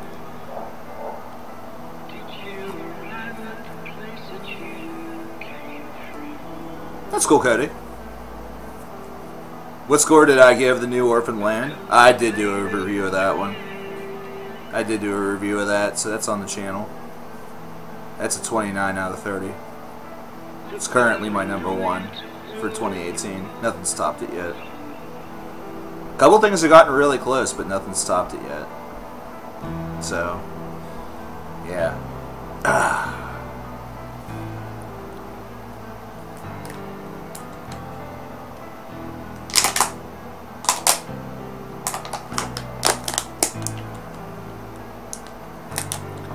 I still have a couple of, I always like kind of looking at Metal Storm with their top 20 list, because it's always kind of funny to see if there's any similarities or differences or stuff like that. And the one album that was on there that kind of surprised me a little bit that I haven't checked out yet is the new Monstrosity album. So I have that on my list. That one was very highly loved. Why did my rankings go up to 30? The whole design of it was supposed to be like 0, 1, 2, 3, 4, 5. Like 0 through 5 was supposed to be like a 0. 6 to 10 was supposed to be like a 1. 10 to like 14 or 10 to 15 was supposed to be like a 2. You know, things like that on like a star rating scale. But it just kind of... it just was one of those things that kind of got out of control. Alright, Connor, you have yourself a good one, brother. Have a good one.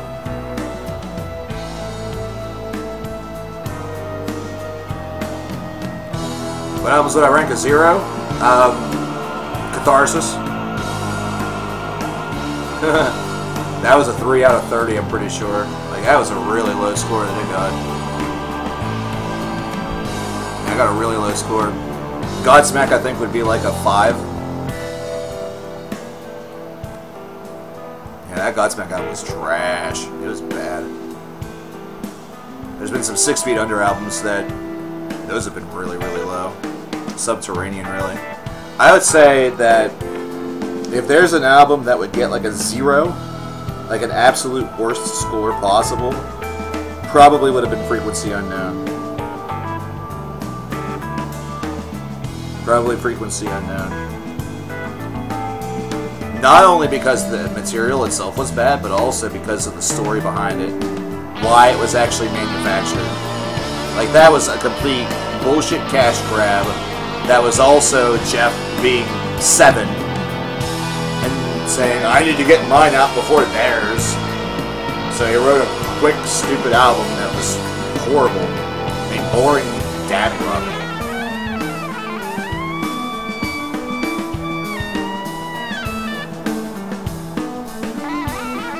Why don't I like Catharsis? Not only was it really uninteresting, it was kind of dull, kind of boring. Some of the ideas were, you know, I have to give him credit for trying, but what really ruined it for me was the voice that Rob decided to go with lyrically.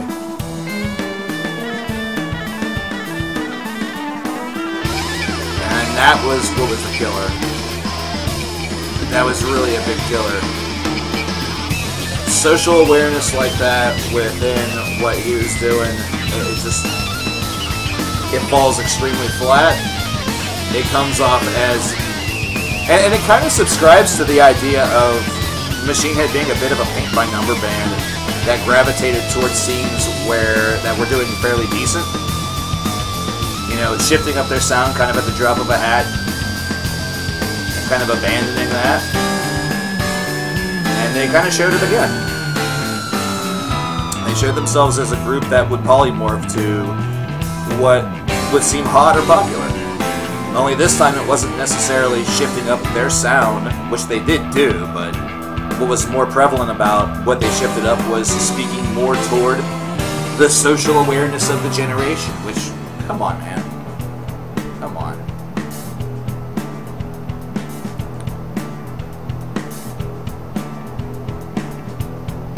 The thing that Scott's going to leave Queensryche. At this point, I kind of just like another Queensryche album, if I'm being real.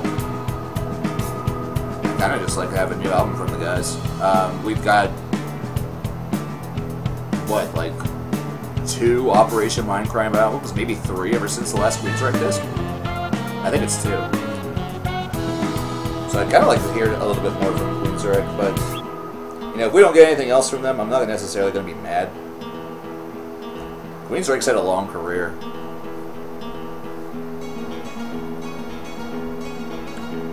That's the one thing. I would really say that that's alright. Do I have a favorite song from KMFDM? Mine's super duper typical because I haven't listened to a shit ton of KMFDM. It's Megalomania.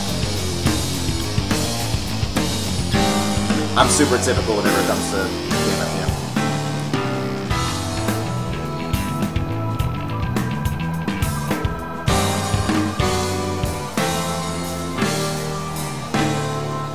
Reverse hype backlash.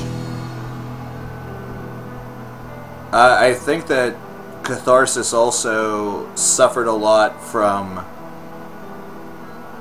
many fans hearing, is there anybody out there? So they already had a negative feeling.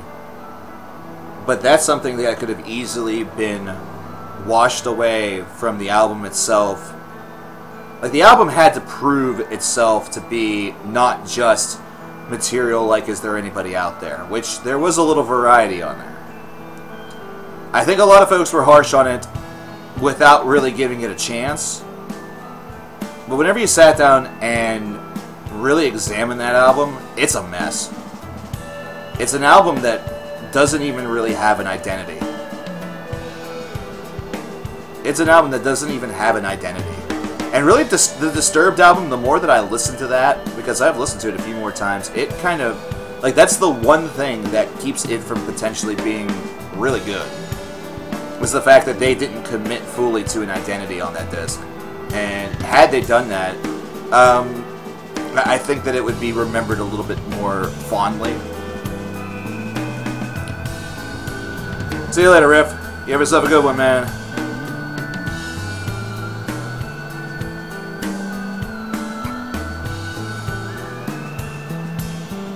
Like, the thing that made The Blackening such a good album, and it is not the same thing that made an album such as Burn My Eyes a good album from Machine Head. Like, Burn My Eyes was extremely raw and was into being very, very heavy. You know, as heavy as it could be, whereas The Blackening was more so into using timing, atmosphere, and their own skill and talent in order to craft something epic sounding. So, we know that Machine Head's a versatile band. But the versatility that they showed on Catharsis felt really misguided. It was extremely misguided. It didn't have a lot of rhythm to it. It's an album that got lost within itself very easily. It was a nightmare to listen to. It really was. And it would seem easy to say that since many people agree, but from the very first moment of listening to that, I felt that. You know, so unfortunately, I can't say that my words are a subscription to the commonplace philosophy on the album. It was based off of my own experience with listening to the disc, and that was really, I wasn't too friendly. I'm not too friendly with the notion of not liking listening to a Machine Head album all the way through, because it was so easy to do. It was so easy to listen to their last couple of albums all the way through. Like, there was absolutely no problem with it. You know, I had, like you guys saw from the CD sale, I had Machine Head albums from that era that were available for sale, and it had nothing to do with the fact that, you know, Catharsis came out, and I just decided to part with them. But they were easy albums to listen to. You know, Blackening's easy to listen to all the way through. Unto the Locust, easy to listen to all the way through, etc., etc. So, to have such a struggle and to have such a really bad time listening to Catharsis was kind of made me feel bad a little bit, you know, because you didn't want that to be true.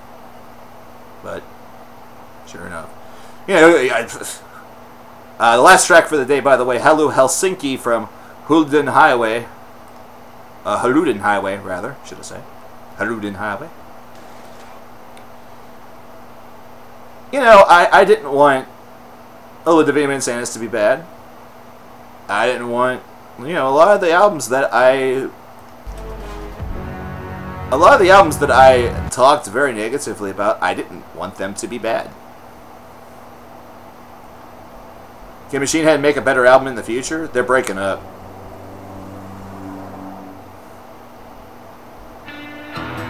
They're breaking up, so, I mean, they probably could.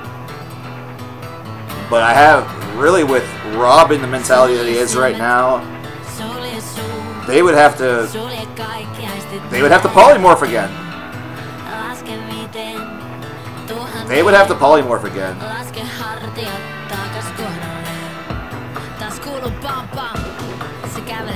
What was the last mediocre album that I heard? Well, let's dig out the old log here. I've been on a pretty good streak. I've been on a pretty good streak of some good stuff. Yeah, a really good streak, actually.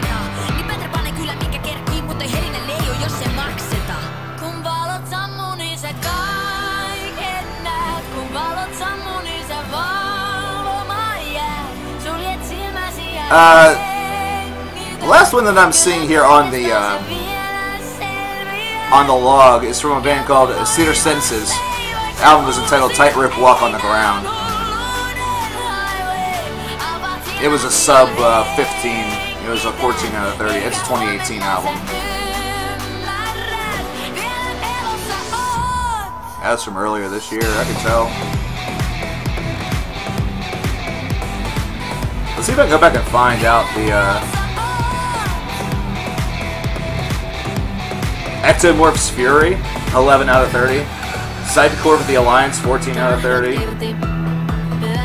Black Moth with the Anatomical Venus was a 16 out of 30, which might have been nice. Sundrifter with Visitations, 15 out of 30. I would say that between the Barry and Me's Automatica, 1 was probably mediocre. It was definitely a disappointment. But then Part 2 definitely helped that out. Crescent's The Order of Amenti, 13 out of 30. Turbo Negro, Rock and Roll Machine. That's right, Turbo Negro. Love Turbo Negro. Not this album, 12 out of 30 was terrible. Really, really bad.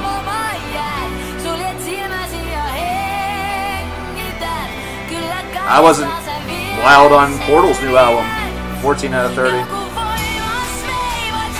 Roush with Book 2, 15 out of 30. Bill Anselmo and the Illegals, Choosing Mental Illness as a Virtue, 14 out of 30. Machine Head Catharsis, 3 out of...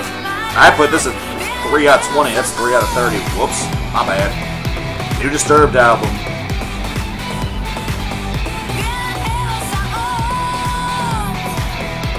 Yeah. There have been a few. There have been a couple here and there. Nothing anywhere close, I would say, to Catharsis, though. Like, there was an 11, there was a 12. But anyway, folks, thanks everybody for hanging out. We had ourselves a nice long stream. We're going to have another long one on Friday.